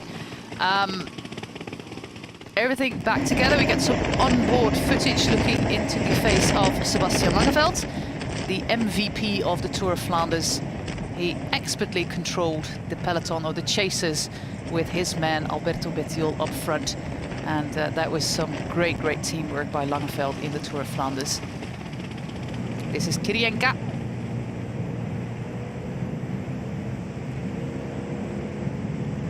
The ever-smiling guy from Team Ineos. Well, the former time trial world champion, always recognisable as the man in the biggest gear. That's true, that's true. Always turning an enormous gear. Søren Kragh Andersen last time through, averaged 920 watts on the climb, maximum of 1,040. So almost the same numbers there, his maximum and his average. Oh. Huge effort by Kragh Andersen, overhauling Tim Wellens, leaving him behind and then going solo. This is Vasil Kirienka and, of course, Marcus Burkhardt for the Bora Hansgrohe team, who have been on a roll recently. I think they're up to 25 victories at the moment, taking them only a few victories behind the Koenig Quickstep. And it's not only Team Sagan, which it was a few years back. It's Bennett, it's Schachmann, it's Grosschartner, it's Ackermann, Formulo. So I think they're up to about, today I looked it up, to 8 riders winning on the team already. So they've got a real depth in the team. And it's good that a team that started out as basically Sagan and his helpers is now also growing their own riders, young riders from Germany, from Austria, from Switzerland. Seems like a really good vibe going around in the team at the moment. Well, it's good timing for Bora Hansgrohe. Peter Sagan having a bit of a tough season. Fell ill early on in the year, really struggled with that illness to come through. Wasn't himself in the classics, just time after time running out of gas in the finale. But it's really opened up opportunities for the rest of his teammates. Well, they stepped up. They have really stepped up their game, and riders coming of age. Then you have this luxury problem of having so many riders who can win. A guy like Sam Bennett doesn't get to start the Giro nor the Tour, and eventually a rider who believes in his own talent finds somewhere else to go, and that he might. And he's shown us what talent he's got today, Sam Bennett. 700 points all on his own. Gutto 100. It puts them now on 823 points, but a slender margin, 47 points to Team Lotto Soudal. And it's going to be about which team can place multiple riders in the top 10. My bet is going to be on Lotto Soudal. Well, Marcus Burkhardt, he is trying to avoid being overhauled by Lotto Soudal. So the big German, not a noted climber, more a cobbled classic specialist, trying to get himself off the front and get a decent gap along with Vasil Kirienka and take major points to make his contribution. But they're closing in. They're very close. We're about 3 kilometers from the next hammer climb, meaning 100 points for the winner and then one more climb to go for double points. This peloton has gotten a lot smaller too over the last couple of laps. I'd say we're down to probably half of the field that started the hammer climb just around an hour and 40 minutes ago. So Kirienka and Burkhardt, they're on that drag uphill before they'll take a right-hand turn and dip down. The road narrows, it twists and turns, a couple of chicanes, speed humps, cobbles, and then onto that bike path section, especially opened up today for the race. There's a lot of yellow coming to the front of the peloton at the moment with Team Jumbo-Visma, and also the pink jerseys from Education First, always very recognizable in the bunch. They are currently not doing very well. They're in 9th place in this hammer climb. So, well, they hope to pick up some points tomorrow with their sprinters. But today it has not been plain sailing. Only Logan Owen has got them some points in this hammer climb. Well, you talked about all the yellow of Team Jumbo-Visma, the team with a new Norwegian sponsor this year in Visma. And they have not won a sprint today, but they're sitting 3rd overall at the moment, just 161 points adrift. And that's the consistency, that is team racing, and that is the essence of the Hammer Series. It's not about one rider being the best. I mean, it's a huge help when you've got someone like Sam Bennett do what he did, but it's not a certain thing that they've won yet. You would think winning most of the sprints would put you in a position to, you know, lay back, put your hands behind your head and just enjoy the scenery and take the win, but it is far from over. The Jumbo-Visma, they've done it by putting numbers in the top 10, 2 and 3 riders at a time. Lotto Soudal, very similar, 2nd and 3rd placings with Wellens and Björk Lambrecht. But the contribution of multiple members, and certainly those early points of Oscar Gatto, may prove crucial to Bora Hansgrohe. And if Marcus Burkhardt can hang on now and take some good points, they are well on their way to victory. But we still have one double point sprint to come the last time through. And some of the teams will put everything on that last sprint, positioning either, for example, Lambrecht or Wellens to get top marks. Well, just like you said, Jumbo-Visma, but also Lotto Soudal haven't won a sprint yet. It's 2nd, 3rd places. But this is a decent gap happening here between Burkhardt and Kirienka in the bunch. And I was just going to say it's a decent gap, but I'm still not going to give them the points yet. We've seen what's happened on previous laps. We thought riders have had an unassailable lead, and it proved to not be so. Sam Bennett, he closed down a big gap to Ben Swift very quickly. And these two riders, well, they are also thinking, the gap's looking pretty good, but that can be closed down very, very quickly. Let's not forget they've been off the front at maximum effort for a whole lap now.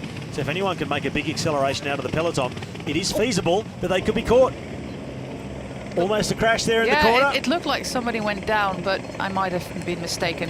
It's 3 riders for Jumbo-Visma, 3 riders for Jumbo-Visma, and 2 for Lotto Soudal, 2 for Emirates as well, with Ryabushenko again. Björk Lambrecht is way too far back, and they're going to be overtaken by Mike Teunissen, Tim Wellens, Ryabushenko. And there is Lambrecht, but he's being boxed in. He has to brake, and then he has lost all momentum. So all hope is now on Tim Wellens, and this sprint is going to bring the Lotto Soudal team to the top of the leaderboard. And if he gets, he gets 5th only. Ooh. There was Luka Mezek, the sprinter from Mitchelton Scott, taking top points. Enkhorn, Teunissen 2nd and 3rd for Jumbo-Visma. Bistrom, then it was Wellens in 5th. Krauw Andersen scoring in. Eriksson, Björk Lambrecht, well, he steadied the ship and got himself back up to 8th. Ryabushenko in 9th. And Lotto Soudal go to the top of the standings. We saw that gap and we thought, they should be able to stay away. It just shows you how steep this hill is, how difficult it is. Look at what's happening at the top of the leaderboard. 3rd place for Jumbo-Visma, 8:08. Bora Hansgrohe, they dropped to 2nd, and Lotto Soudal have overtaken the lead. But they're still so very close together. Both Jumbo-Visma and Lotto Soudal can still win this hammer climb. What an exciting finale is coming up here for you. Look at that leaderboard, 808. Ooh, very close win though by Meskec as well. 808 points for Jumbo-Visma, 15 points more for Bora Hansgrohe, and then 19 points more for Lotto Soudal. And we've got 200 points happening in the next sprint. Well, did you see that gap that Luka Mezek opened up? He was squeezed against the barriers, but he thought, I've made this much effort to get this far, I'm not backing off now. Pushed his way through, took top points from Mitchelton Scott. But that team riding, Team Jumbo-Visma, with multiple riders in the top 10. And the key for Lotto Soudal, Björk Lambrecht, he looked really good, then got boxed in. Luckily for his team, he was able to get going again, placed 8th across the line, sent them to the top of the table. And it looks like a race in two now as we enter the final lap. Double points on the line. Lotto Soudal battling Bora Hansgrohe and Jumbo-Visma.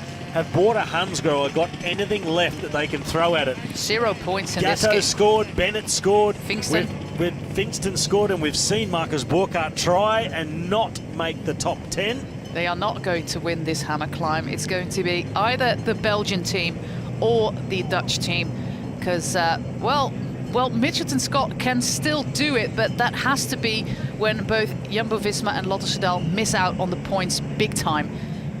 Ooh, crash here by one of the riders from the Spanish team.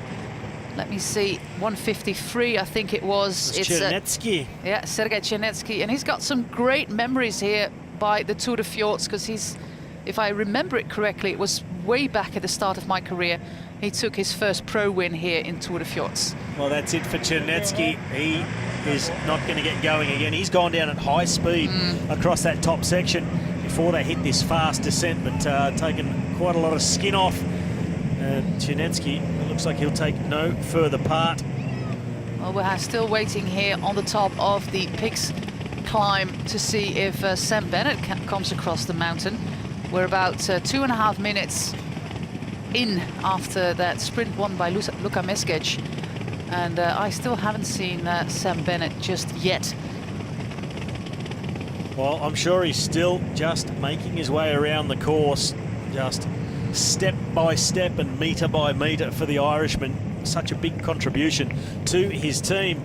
But we say it every time in the Hammer Series, it's never over until it's over. The race gets turned on its head so quickly. When you've got multiple riders in the top 10, particularly on a double point sprint, you can come from nowhere and get back to the top of the standings. Lotto Soudal, they've done it with consistency. They're leading. Jumbo-Visma, same thing. They haven't been winning sprints. Well, Jumbo-Visma's won one. One. With Mike Teunissen, yeah. Where Bora Hansgrohe won 6. Yeah, true. So it's more about consistency, putting riders, multiple riders from your team in the top 10. Well, if we look at the scoreboard, there's only 4 teams who can potentially win this hammer climb. Mitchelton Scott are now down in 4th place. They are 114 points behind Lotto Soudal, and we've got 200 points max here at the last climb. Team Jumbo-Visma, they're only 34 points down on Lotto Soudal. Bora Hansgrohe 19 points down on Lotto Soudal. So there's still everything to play for. We've got the score here on your screen, and it's going to be a ridiculously exciting last climb here at the Pix Hill. Well, it all comes down to this with just over 5 kilometres remaining. This is our front group on the road. Tim Wellens, he just swings off from the front. Very important that he's here in this first group. But of course, there are 2 riders here also from the Jumbo-Visma team. Yves Lampaert is there for the Koning Quickstep. Lucas Eriksson, the Swedish champion for Ribal. It looks like Byström is the guy for UAE Emirates. And this is Mike Teunissen, of course, with Pascal Eenkhoorn. I think it's Pascal Eenkhoorn. So 2 guys there for Jumbo-Visma. So. Yep, they were the 2 riders who scored points last time through, and it split straight away after that. So also Søren Kragh Andersen from Team Sunweb, also making up the numbers in this front group. So where's Meskec? They're sitting in 5th. I think Meskec, he put so much into winning that last sprint that he blew up completely when they went across the line and wasn't able to go with these riders across the top. So as Carl Anderson swings off the front, hands over the reins to Bistrom, the teammate of Alexander Kristoff, the local favourite, the man who grew up riding these roads, battling illness but still contributing to his team. Eenkhorn swings away. Yves Lampaert, a look over the shoulder, assessing what the gap is. A group trying to make their way across, so a little group just off the front of the peloton, including one of the riders for Bora Hansgrohe. Well, 4 kilometres to go, so the road starts to rise just slightly now, and this group know they've got to open up enough of a gap over the chasing peloton. We've seen how quickly it can be closed down on the final ascent to the line. It is so very steep at around 20% gradient. Well, this is all that's left out on the road. Well, we still see some riders coming up the climb here, and Bennett is now up the climb, over 5 minutes down on our leaders. There he is. Oh my God, this is nothing like what we saw him do a few laps back. So the only thing that Bennett has to do is finish this race. He has to do one more lap. Little wheelie for the crowds there. Well, he's a crowd favourite now after what he's shown here on the hill. One more lap for him, and he's going to secure the, what was it, 700 points that he scored? Yep, 700 points, so he's got one more lap to do, Sam Bennett. And we did say we expected the climb to come back and bite him. Well, it's got its teeth big time right in there. You could actually smell the acid here when he came across the line, coming from his very, very tired muscles. But what a show by Sam Bennett. Well, look at them scrambling here. That is our front group, top of picture. 7 riders off the front, 2 more trying to get themselves across. Another rider from Team Sunweb. Carl Anderson, flick of the elbow. Eriksson, Swedish champion, he goes through for Team Rival. Tim Wellens been scoring very well behind here. 121 is Kirienka again. Along with 55 is Michael Storter, who we saw early in the race. 3rd last position in the peloton, but he's hung in the whole time. He's trying to get up there and score his team some points. Another of the Rival riders, number 111, Christa Hagen, the local man. And another of the Bora Hansgrohe riders. They would love to score some good points and keep themselves in the first 3, but I think their chances of winning the Hammer Climb are now slim at best. Great move here by Sander Armé, who got the biggest victory of his career in the Vuelta a few years back. From a breakaway, he had been attacking, well, many days in a row, and he got rewarded with, well, the best victory of his career. Yves Lampaert, the Belgian champion, swings away from the front for De Koning Quickstep. And pressure really on the riders from Jumbo-Visma. 2 men in this group. They are in a really good position to take this out. But waiting in the wings, Tim Wellens, it's double points. So they can't afford, the riders of Jumbo-Visma can't afford to do too much of the work. You can't sacrifice one of them, because if Wellens goes ahead and wins atop the climb and takes 200 points, well, that could be enough to defend that top position for Lotto Soudal. And now they have a second rider in the group with Sander Armé. So the battle of 2 of the teams in the top 3. In fact, Armé has just got himself across to the second group, not to the front group. Not first group yet. So still just 1 rider for Lotto Soudal in the front group, being hunted by this chase. Up there for Bora Hansgrohe, 36 is Andreas Schillingen. Sander Armé, well, that's been a tough chase for the Belgian to get across to this group, and they're just at around 1.3 kilometres to go. 1.2 clicks over, 11 seconds, the gap between the 2 groups. So at the moment, Wellens, he has got his hands full with 2 riders from Jumbo-Visma in the front group. Good luck with that. And the attacks come now. They're through the final kilometre. The attackers come out of the front group, and it is one of the Jumbo-Visma riders. Is that Pascal Eenkhorn? It looks like it to me. The thinner figure of Eenkhorn has got himself up the road for Jumbo-Visma. Back behind, well, Mike Turnesen, he's just going to let the others do the work. Eriksson, the Swedish champion from Rival Readiness Cycling Team, got himself across to Eenkhorn. A bit of hesitation now behind.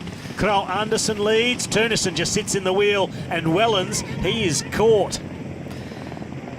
Pascal Eenkhoorn, normally your guy for the classics, is trying to get his team Jumbo-Visma the win here today. 200 points for the winner. So if they get the win and Tim Wellens is getting second, then Jumbo-Visma will win this race. It's Carl Anderson doing the chasing for Sunweb. Well, thank you very much. Well, Wellens will be happy with that. Mike Turnison, he's just happy to sit the wheels and wait for his moment. Eenkhoorn rounds the corner. Eriksson in second wheel, a look over the shoulder. The gap is not very big. Carl Anderson, Turnison, Tim Wellens, all checking across the shoulder. The chase group comes around as well. Belgian champion Lampaert there. He'd like to score some big points for De Koning Quickstep. Bistrom makes an attack. Carl Anderson, he fends him off. Eriksson now goes to the front, the Swedish champion, going for big points for Rival. Mike Turnison, he's in third wheel, following Bistrom, now accelerates. He's keeping Tim Wellens behind him. Wellens, no, he can't follow. Turnison looks like he is getting towards Eriksson. Can he mow him down before the line? Maximum points are on their way to Turnison. It's Jumbo-Visma, the men in yellow, cross the line first. 200 points, the maximum for Jumbo-Visma, and that is going to be enough. Tim Wellens comes through in 5th place, but it's also points for Eenkhoorn. He knows it, he punches the air, and that will be the win in the Hammer Climb for Jumbo-Visma. What a great team effort by the Dutch team, sponsored by a Norwegian company, so that gives it a little bit of extra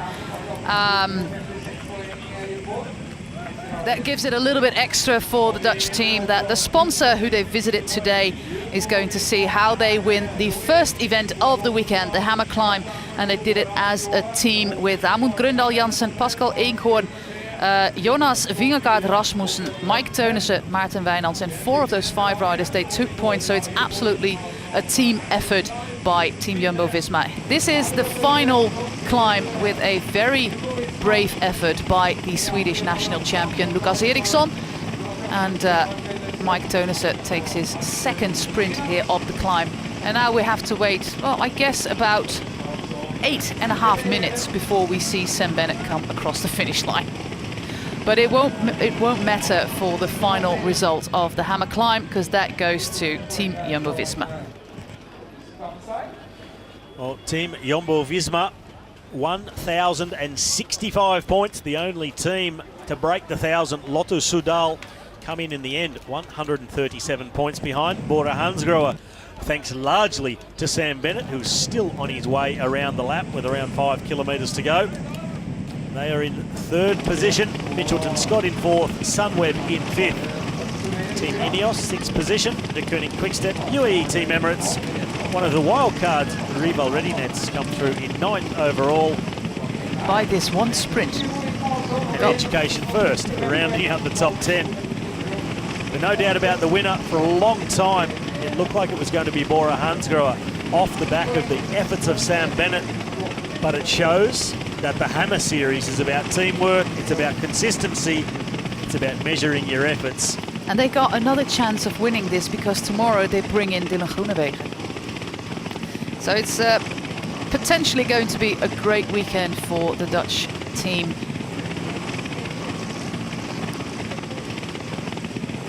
And we're still waiting for Sam Bennett to finish this race. I think we'll have to wait at least another 6 minutes. This was quite exciting with a ridiculously strong Sam Bennett, but also he proved to be very, very human and collapsed in the second half of the race.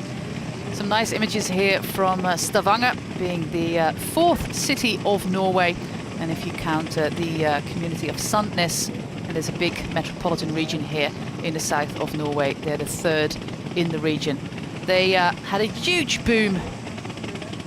They had a huge boom in population growth due to the oil after the Second World War.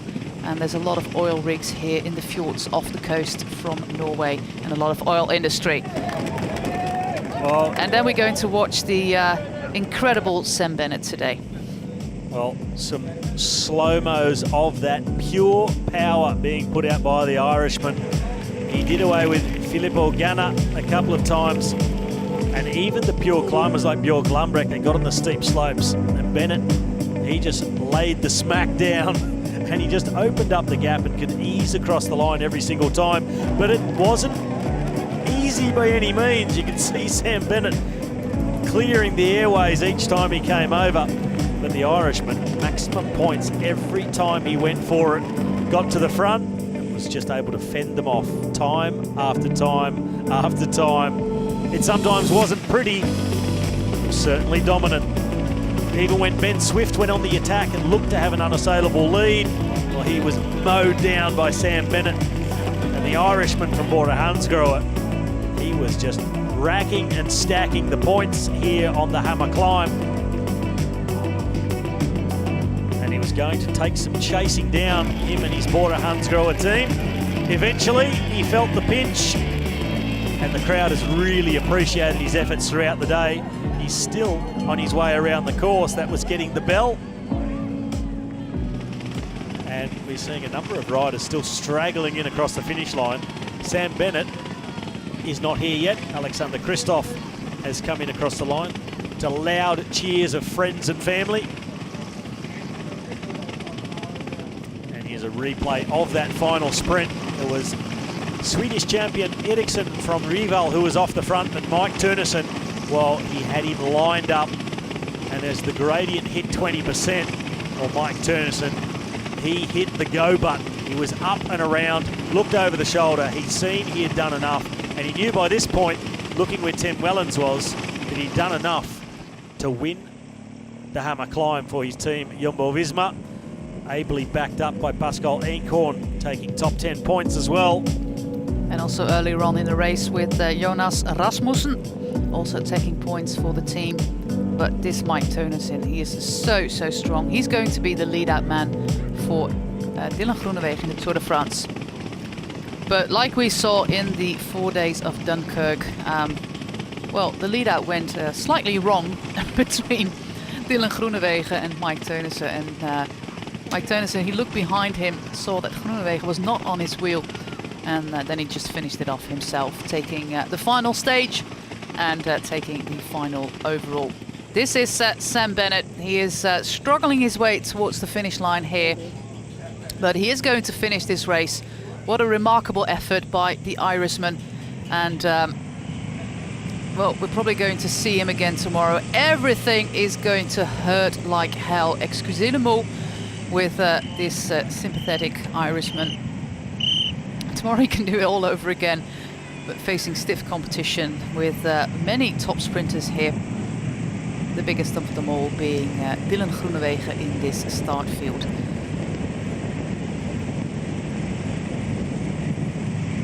And don't forget to tune in tomorrow for the Hammer Sprint. You get to see 10 sprints actually, which is really cool. So you don't have to wait like 5 hours of racing before you get a sprint like we did in the Tour of Italy this week, start of the week. But we'll be back here, Robbie McEwen and myself, Jose Bain, from about 4 p.m. Central European time tomorrow for the Hammer Sprint. So that is going to be a very exciting event to be watching.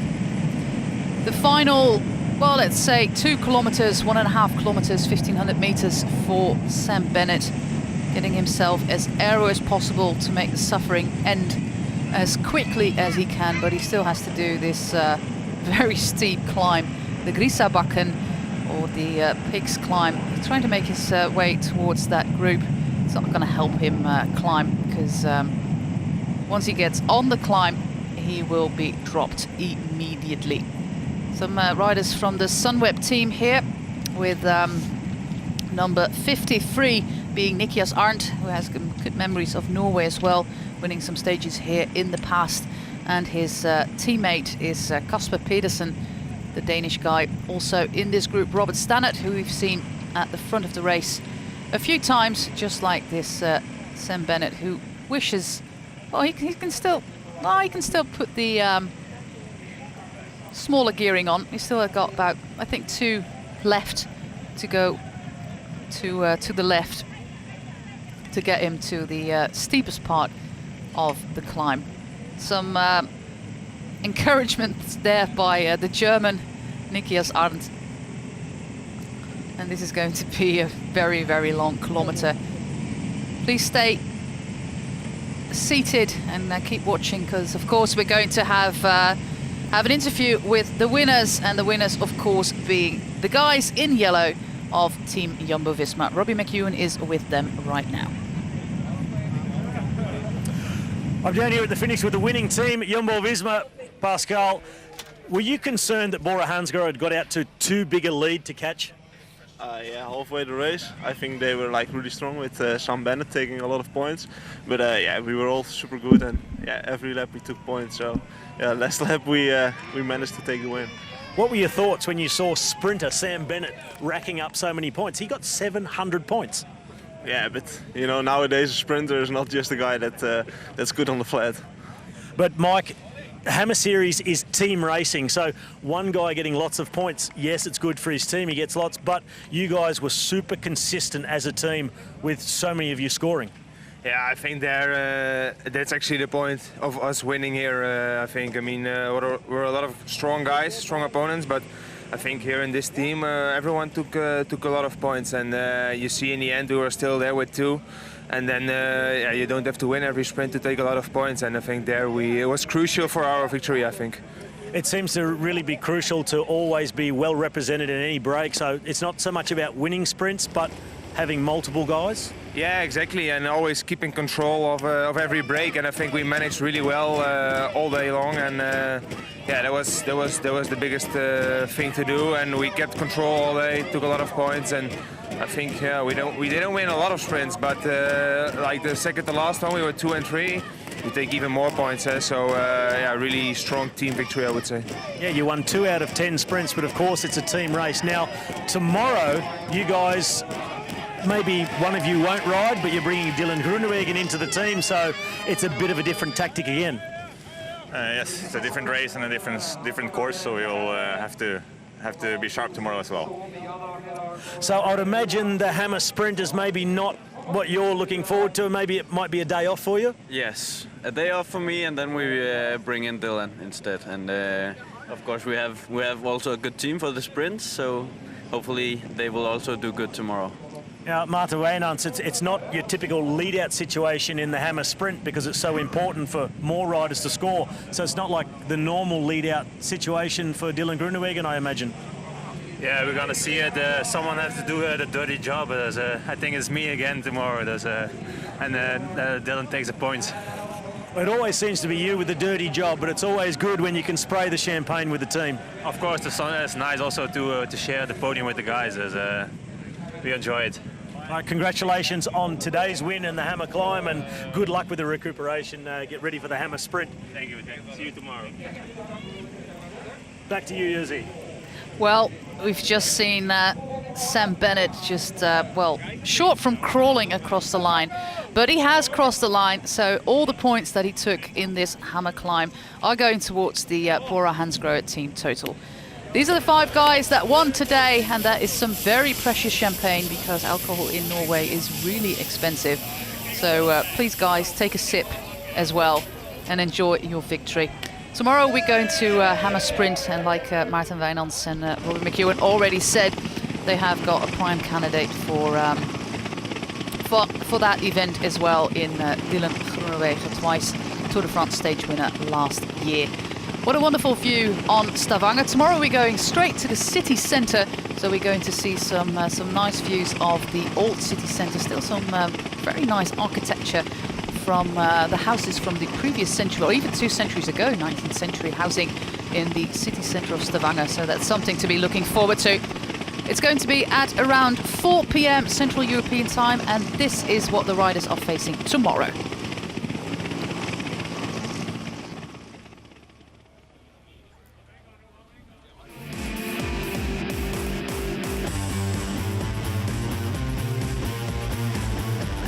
Another lap structure with the same structure as we have, starting right in the city centre and then going through some other neighbourhoods of Stavanger, showcasing this wonderful community in the south of Norway. And well, it's going to be mostly flat, like a sprint stage should be. Going a little switchback there on the main road, trying to pick up the pace and give the riders all the opportunities to prepare for the sprint and their sprint trains to get as many points as they can. We're going towards the city centre with the lovely water alongside the harbour and the oil museum, and then we finish and we do that 10 times, double points, and it's going to be very exciting again. Our Team Jumbo-Visma are going to be the winners again tomorrow. Just tune in and join me and Robbie McEwen tomorrow from 4 p.m. See you tomorrow. Thanks for watching.